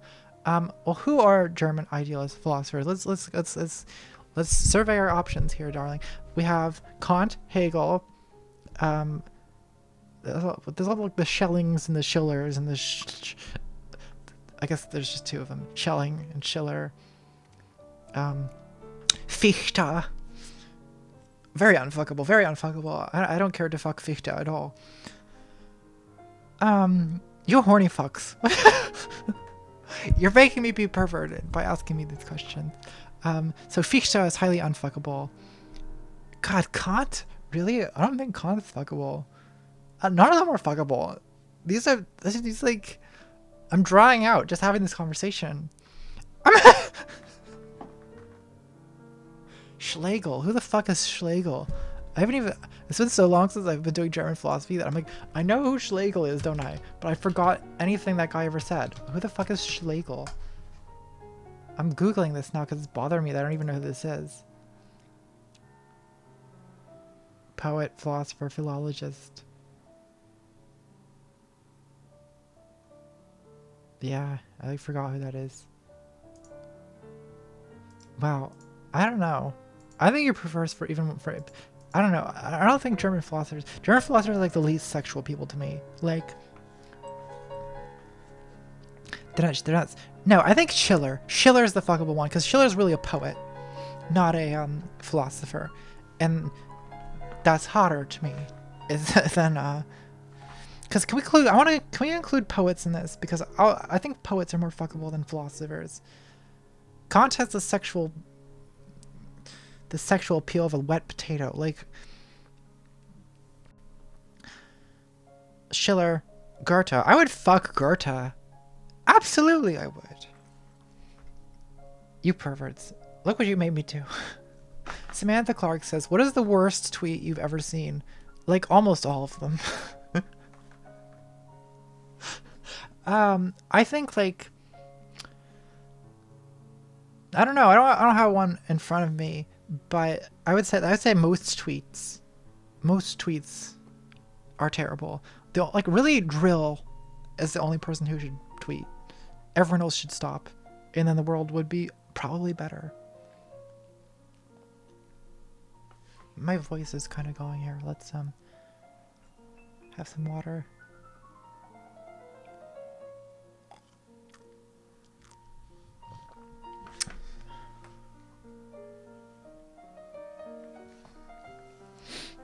Haley Evans says, "Hey Natalie, I hope you are well. I wondered if you had any advice about how to deal with transphobia in an academic setting. During a lecture on gender and global health last week, another student made some comments about trans people that were at best ignorant and at worst transphobic. The lecturer didn't agree with the student, but didn't disagree with her either. I wanted to respond to the comment, but they didn't call on me before the end of the lecture. It made me angry, especially given recent events, but in some ways I was more upset that no one challenged her on it. I would like to bring it up with the lecturer. She's also my personal tutor. But I feel so conscious of behaving like a stereotypical SJW who's always outraged on other people's behalf. My friends don't think it was a big deal." Well, you could bring it, if your lecturer is also your personal tutor, then you've got some alone time. And you could bring it up gently. That was the thing that bothered you, and see what she says. Have a conversation about it. God, I don't know. Like, it must be... I'm glad, like, I have a job that means I don't have to leave my fucking apartment, but it must be hard to be a trans student on college campuses right now, because there's by no means a norm of universal acceptance for trans people, so I bet you have to fucking... Because I remember being, you know, albeit I didn't understand myself as a trans person, but I sort of viscerally did, and that TERF stuff used to really bother me when I was,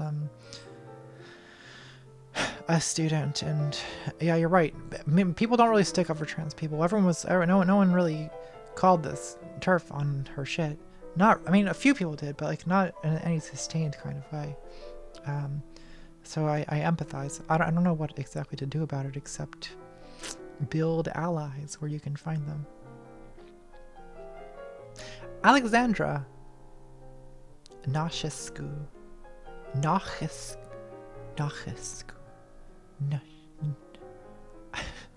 I'm sorry, I can't say your name. Alexandra says, "Hey Natalie, a later question for the tail end of the stream. I've always enjoyed when you've snuck bits of foreign languages into your videos. What languages do you speak? If you could pick another one, what would it be? And belated happy birthday from a fellow Libra." Thank you, darling. I really can only fluently speak English at this point. I've had a few years of German and a few years of Spanish in my history, so I can kind of like summon that up if need be, especially the German, which is more recent, but I'm losing that more. I think I've left less German now than I had 2 years ago when it was more recent. I don't use it. I can sort of read German, but I can't really speak it very well. Spanish also I can kind of read, but not speak very well. Really, if I could add a language, maybe French. I think I seem to enjoy fake French pronunciation of things so much, because like I think there's like French is like part of the joy of learning a foreign language is just getting to make like ludicrous noises with your face, right? Like, and I feel like French has like all kinds of like ridiculous fucking sounds that you get to make. This sounds very racist, I know, but like not racist or like xenophobic or something, but like I don't know. Yeah, I would love to be able to speak French, because then I get to say, "Hey, it's H Bomber Guy in the chat. Thank you, dear. Thanks for coming too." Yeah, so French. I'll go with French. Actually, there's a moment of French in the video I'm working on where I call myself Mademoiselle Pas. Pas. Pas. See, this is why I want to learn French. Pas. Like, pas. Those explosive syllables. Like, I want to be able to do that.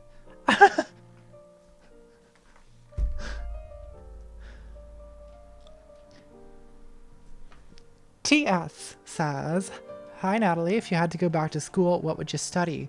Cosmetology. I would probably makeup. To be fully honest, like it would probably be something like that. Or maybe art history.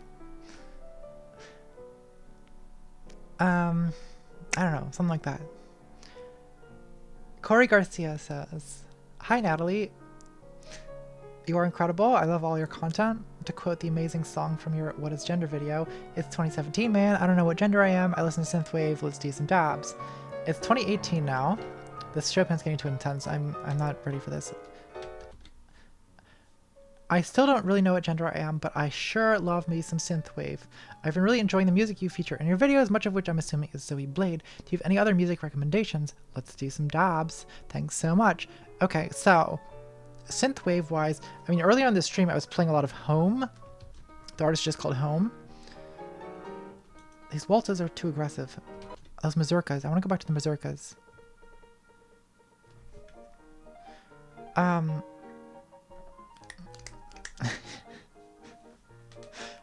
Yeah, so Home for sure, if you like the music in my videos. I listen to a lot of like chill wave, chill lo-fi hip-hop mixes on YouTube. I listen to Kygo remix. I was listening to Kygo's remix of Marvin Gaye earlier today. It's like one of my favorite fucking things to listen to. I listen to RuPaul's fucking music. I listen to Cher's new album of ABBA songs. I listen to some there's a really great playlist on YouTube called like Japanese samurai hip hop, obviously made by some culturally appropriative American teenager, but nonetheless this white bitch fucking loves it. So that's a good playlist. Yeah, any chill wave kind of fucking thing on YouTube is good. You listen to it, you know, while you're studying, while you're showering, while you're doing your makeup, while you're you know, cleaning blood out of the carpet, whatever suits your lifestyle. Corey Garcia says, "Hi Natalie, you're incredible, and wait, I already read that." Michael DeLuca says, "How's your singing voice coming along? I really miss singing in your videos." I've been working on it a little bit, but not enough that I feel soberly confident to do it on a stream. But yeah, definitely my singing voice does not sound like it did last time I sang in a video, so it's coming along. I still don't like the way it sounds, but it sounds less like a man than it sounded last time I sang, so that's good. You know, but they're sounding not like a man, and then they're sounding good. You know, it depends on how high we want to set the bar. I'll get to it. I am working on it. Okay. Oh, it's this one. You don't get a thank you, buddy, says, interesting name.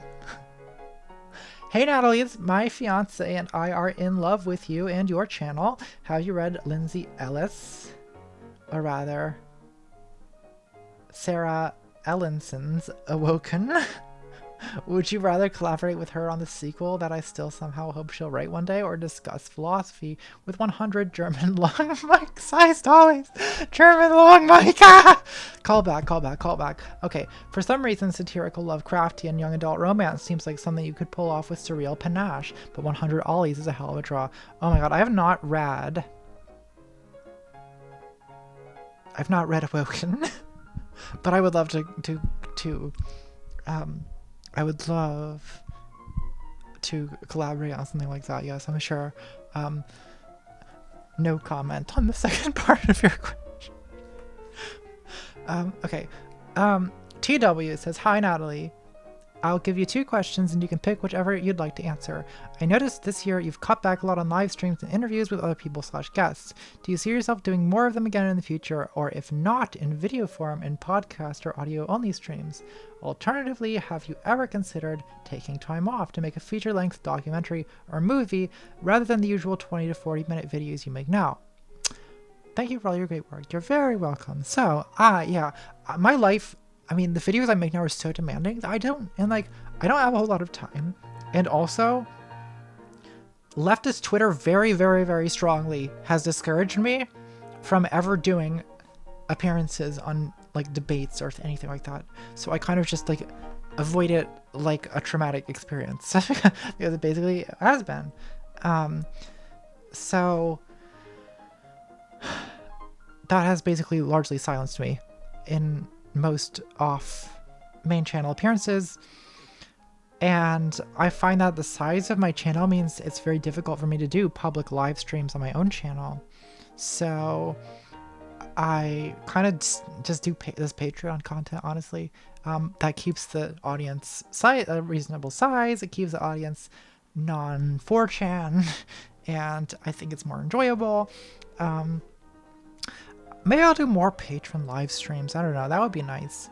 But I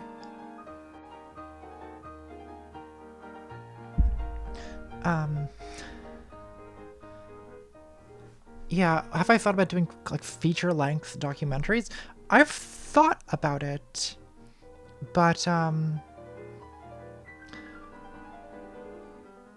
I just don't know. I haven't yet come across a topic that I think really calls for it, but I might come across a topic. By the way, guys, see this here? It's really bothering me. My makeup my foundation seems to come to a stop before it hits my hairline. That's the graft location. So it's not that I didn't blend it high enough. I don't mean judging my fucking makeup, okay?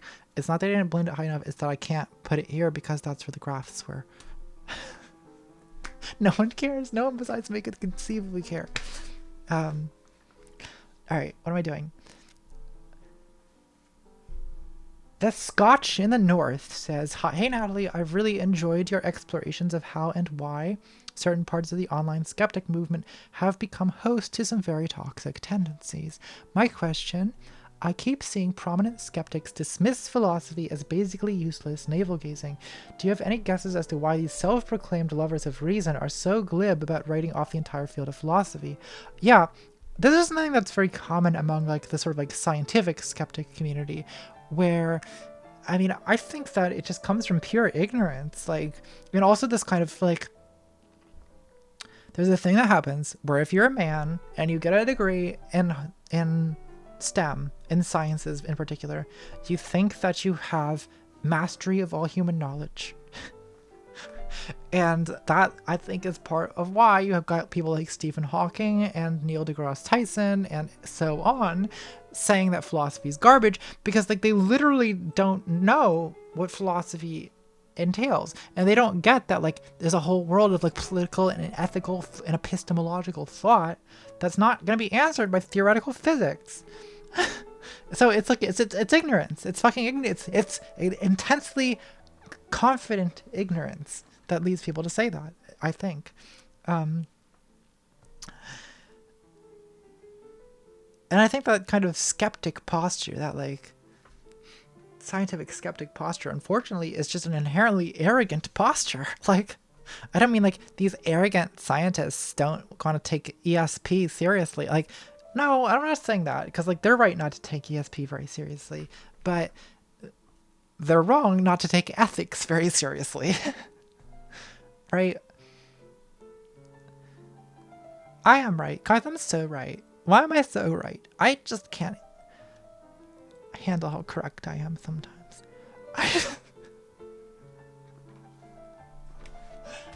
Maxwell Kent says, "Hi Natalie, short-time viewer, first-time donor. So my apologies if this question is a retread. Don't worry about it, honey. We all do it. What is your opinion on Jeffree Star, both as a person and in terms of his makeup products? My girlfriend loves his products and is always tuned into beauty guru drama, so I've heard a lot about him and his controversies. Do you have an opinion on him at all? Thanks for reading this and keep slaying it, you queen." Thank you, dear. I think he's a great makeup artist. I think that I actually don't own any of his products. But I generally, I don't even want to talk about what makeup products I use, because like I'm not very conscious about like not buying them from people who are dingbats. And so I'm sure I own a lot of stuff that's like, that is bad. But I think that, I don't know, like obviously the Jeffree Star racism thing, like obviously the dude said a bunch of fucking racist, very highly racist stuff years ago, but from what I've seen, he seems to have apologized for it pretty extensively and apparently sincerely. And like, I am pretty willing to forgive stupid shit people said on the internet in 2012, because God help me if anyone ever finds what I was saying on the internet in 2012. It wasn't as bad as that, I guarantee you. But, you know, I think that holding someone accountable forever for a thing they've endlessly apologized for, that they made in an idiotic video and like, you know, before Gamergate, like, I don't see what utility there is to this. It just seems like predatory and mean at a certain point. So I do think that Jeffrey and Shane and etc. they do preside over this kind of like a gay YouTube aristocracy that I think is kind of that has like some definitely like reactionary tendencies in terms of like who they end up supporting, like, you know, the Shane Dawson, Blair White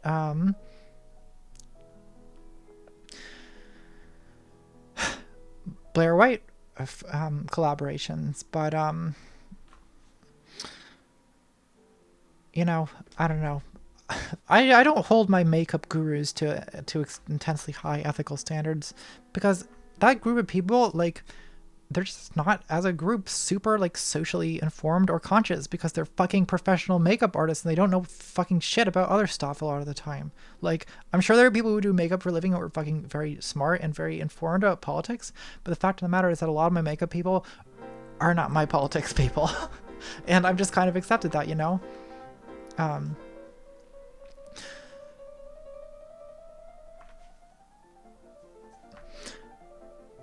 Alex M says, hey Natalie, there's like 70 plus questions here as is. So I want to say happy belated. Hope you're doing well. I think you're real neat and have a jolly good spook day tomorrow.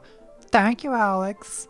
I'm going to be in my room alone editing, but my video is very Halloweeny. Oh, I have a very Halloweeny look in this next video that I will post on Instagram and probably Twitter tomorrow. And that will be your, I keep deciding, like, should I post more like video screenshots and previews and things? Or does anyone actually, like, on Patreon, do you guys actually give a shit about that? Or you just want to wait for the video to come out? I guess leave a comment on the stream when I'll go back and look at the comments later. Other question I have for you guys is, YouTube has this new premiere feature that lets you premiere a video before it goes live, meaning that like everyone watches the video as a live stream first. And then it's like, you know, it's just uploaded for anyone to watch. I'm thinking of I'm thinking of trying out this premiere thing for like patrons only. I don't know. Does anyone care? Or is it just annoying and do you prefer to just watch it on your own time? So leave me a comment when the stream is done. Okay. Questions. Gotta keep moving here. Freya's cat says, oh, hi. How many Halloween costumes do you have lined up this year, and what are they?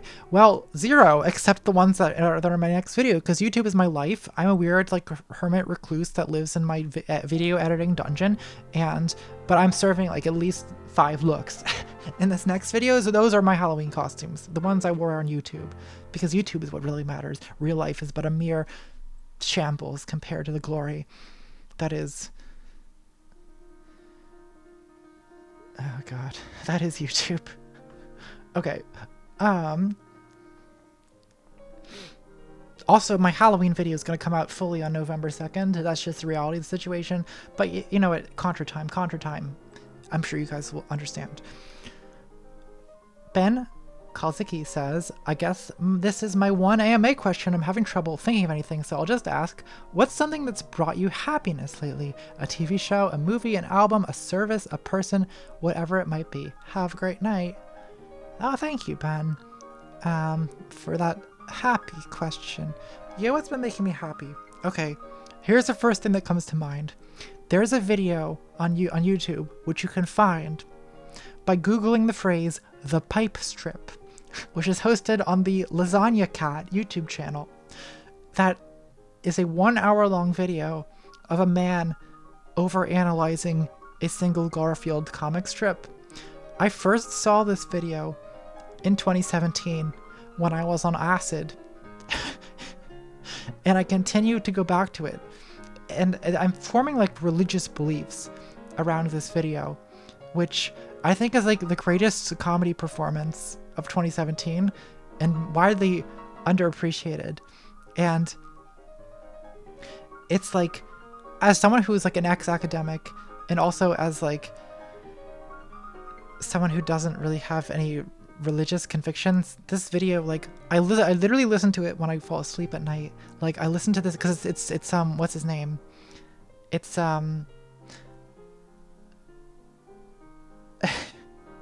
it's Philip Glass music in the background, and then this man's sublime obsession with this Garfield comic strip. that just like, I don't know why, I can't really explain why, but it just brings me such peace. And then it just that's what makes me happy. Garfield, the pipe strip, that's what makes me happy.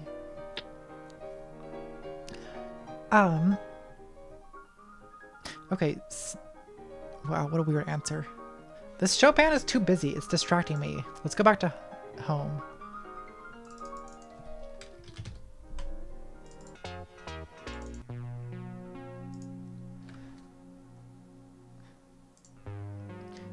Sarah Jane Webster says, if you could vacation anywhere on Earth guilt-free, where would you go? Happy Halloween. Probably... Germany or Japan. I've never been to either of those places. I really want to go.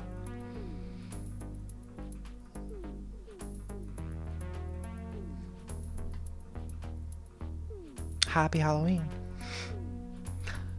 Sada Prescott says, I love this series. I'm a librarian and use this as a critical research tool to teach critical computer-mediated dialogues. Really? That's really cool. I'm glad that's useful. Also not a question, so I guess that's all I say. Nicole Russell says, what are you excited for right now? What's making you happy? The pipe strip. The pipe strip is all I have. I hope you're feeling, yeah, I'm feeling better. So what's making me happy is honestly like the improvement to my skills as a costume and makeup person, which you'll see in this next video. Now, some of it's honestly me having money to spend, which helps your costumes along a lot, because a lot of my costume labor is basically outsourced to Etsy. But I have really enjoyed putting together looks for this video, which I think like significantly surpass anything I've done in the past. And that working on that has been really, I like to have a task, you know, I like to have a thing to work on. And that has been what's been occupying my time for the last couple weeks. And I've had a lot of fun with it. So I guess that, and you guys will get to see what that is in a couple days when that video is done. Oh god, no, it's not a couple days. It's at least 3 days at this point. I have so much editing to do, so much. Like, I keep saying I'm gonna make it less complicated because it's too complicated. And I just keep making every video more and more complicated until it's like, this one is just a nightmare. It's a nightmare. It's so complicated. But like, it's complicated because I wanted to make it that way, and I get excited to make, you know, these more broke projects. But I do think that I'm, you know, sort of assigning myself 120 hours of homework here, and it's a lot of work. I was up filming till 5 a.m. last night. Like, I started the makeup for this character at like 8 p.m. I did makeup for like, I'll do makeup for 2 or 3 hours a lot of times now. And then, you know, it's a few hours of filming, a few hours of set design earlier in the day. Like, and by set design, I just mean like moving shit around the one room in my apartment where I film most things. But, you know, that takes a long time. If there's only one person doing it, I should probably hire someone. Okay. Dead Lugosi says, what would I like for Christmas? Christmas? Why did I say Christmas? What would I like for Christmas? I don't know. Maybe more costume shit. More drag queen jewels or wigs and things. I don't know. That's kind of the direction I'm taking the aesthetic. So that stuff, I sort of can't have enough of it.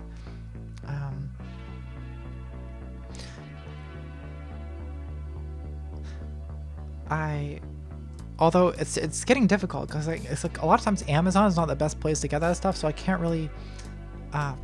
It's not the Amazon wishlist is not as useful to me as it used to be, because like I find that Etsy is more useful, or like wigs I'll get from like Wigs and Grace, you know, people who like specialize in it. It's hard to get that stuff on Amazon, but you can get like costume jewelry and stuff on Amazon.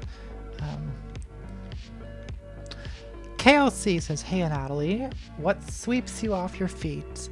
I don't know. My feet are pretty firm, I would say, but I guess occasionally something comes along and really moves me. The pipe strip. the,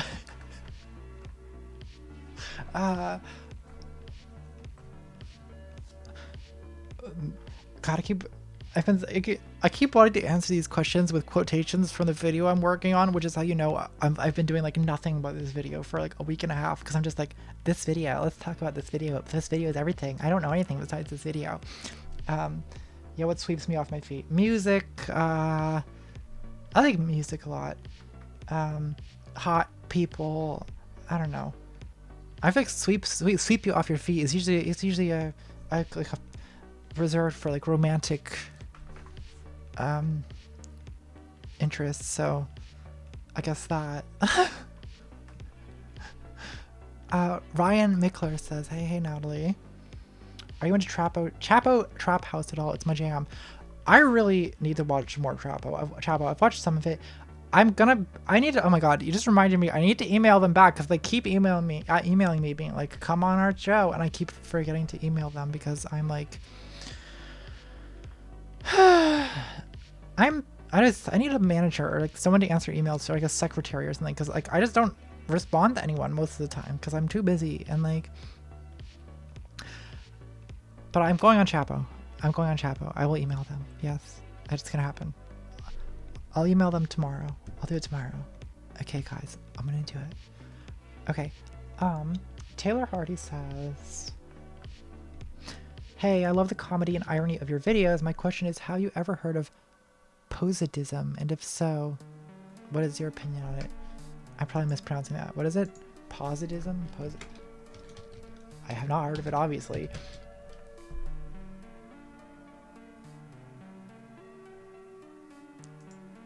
The fourth... Oh. Founded by J. Posadas. Positist. Okay. A Posadist. That's probably how it's pronounced. Got it. Who had been the leader of the Latin American Bureau of Fourth International in the 1950s. I don't know. I'm really not the person to ask about like the particularities of like communist theoretical, like, because I'm not good at that stuff. That's like not really where my expertise lies. So I don't know. I'm sorry.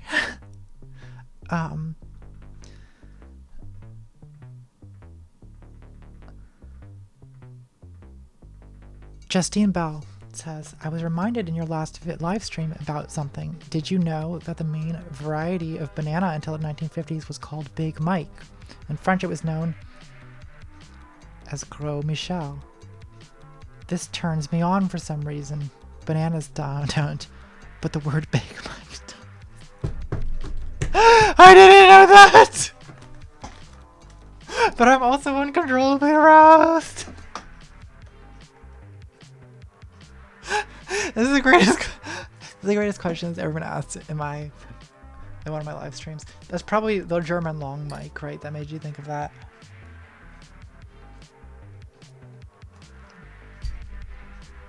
Big Mike. That's really funny. Okay. Space Commune says, do you like/have you seen The Good Place? Do you relate to any of the characters? I haven't seen it. I don't know what that is. Let's look it up. The Good Place.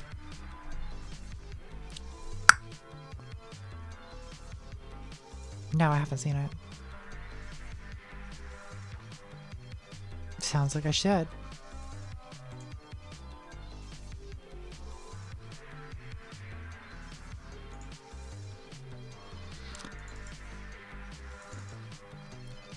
Maria Legia says, hey, now I was just wondering if you're ever going to do a proper collab with H Bomber Guy. Well, I don't know. Is he still here in the chat? I don't know. I don't really do like full collabs with anyone, but like I like collaborating in like some capacity. You know what I mean? Like I like when having someone else's like voice talent or some other kind of talent in my videos. I like contributing little things to other people's videos, so I'd be happy to. I love his videos, so yeah, happy to do that kind of stuff. Absolutely. I don't know if either of us are like do outright collabs, but like here, if you're still watching this and you have any ideas for me to do with one of your videos, I'm down.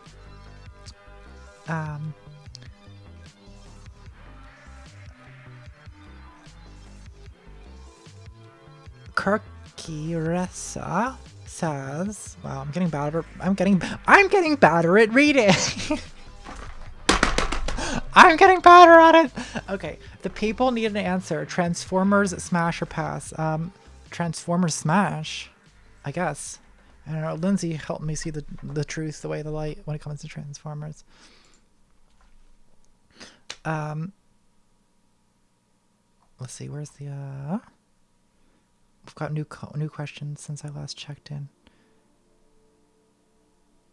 Oh no, we don't. Okay, so I guess that's all the questions, and that was a solid 2-hour stream. So my voice is a little bit tired, but this was a fun stream. I want to now that the official questions are done, I'll just decompress a little bit here. How are you guys doing in the chat? I haven't been paying much attention. I haven't paying attention much to the chat. Oh my god, Transformers. I kind of miss the days when we would do I would do just live streams. I guess nothing's really stopping me. It just doesn't feel like... I'm not really complaining because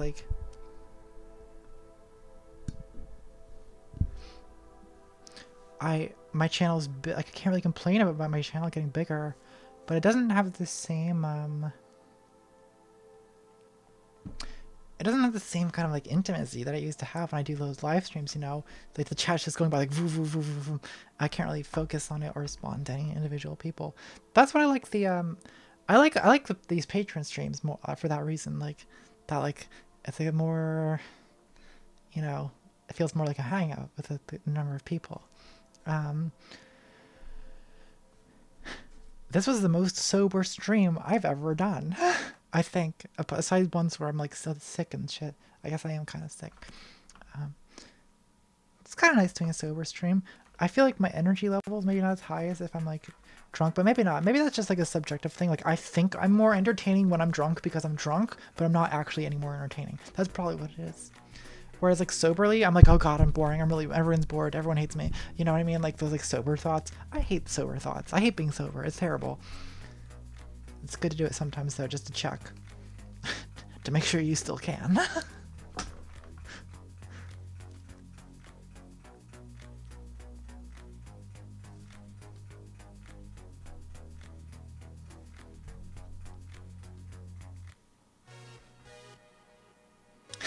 Well, the rest of us are dunk, so it's okay. Yeah, you dunk savages.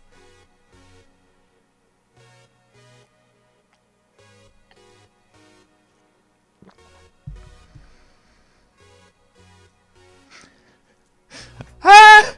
2-hour-long gong solos. I forgot I even did that. I forgot I did that. What a time. What a time we used to have. I used to be damn. I was a problem, wasn't I, back then? Getting wasted and playing the fucking gong on a stream.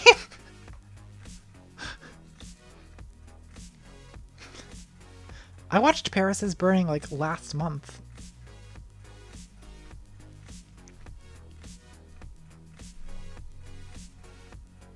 Maybe 2 months ago.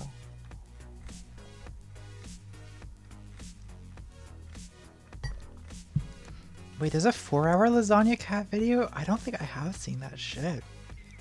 I should watch that. The song by Home it sounds like Van Halen, doesn't it?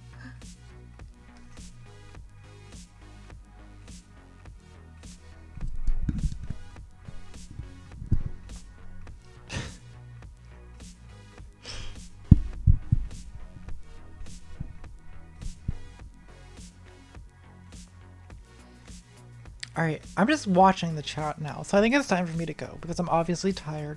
So, thank you all for tuning in. This was fun. Maybe we should do more Patron streams or something. I don't know. I kind of miss these streams. It'd be fun to do just a kind of super informal hangout stream. I don't know. I think it's something fun to do. Maybe I can make a set of nails or something, and we can stream that. Alright, thank you everyone for coming, and talk soon. Bye!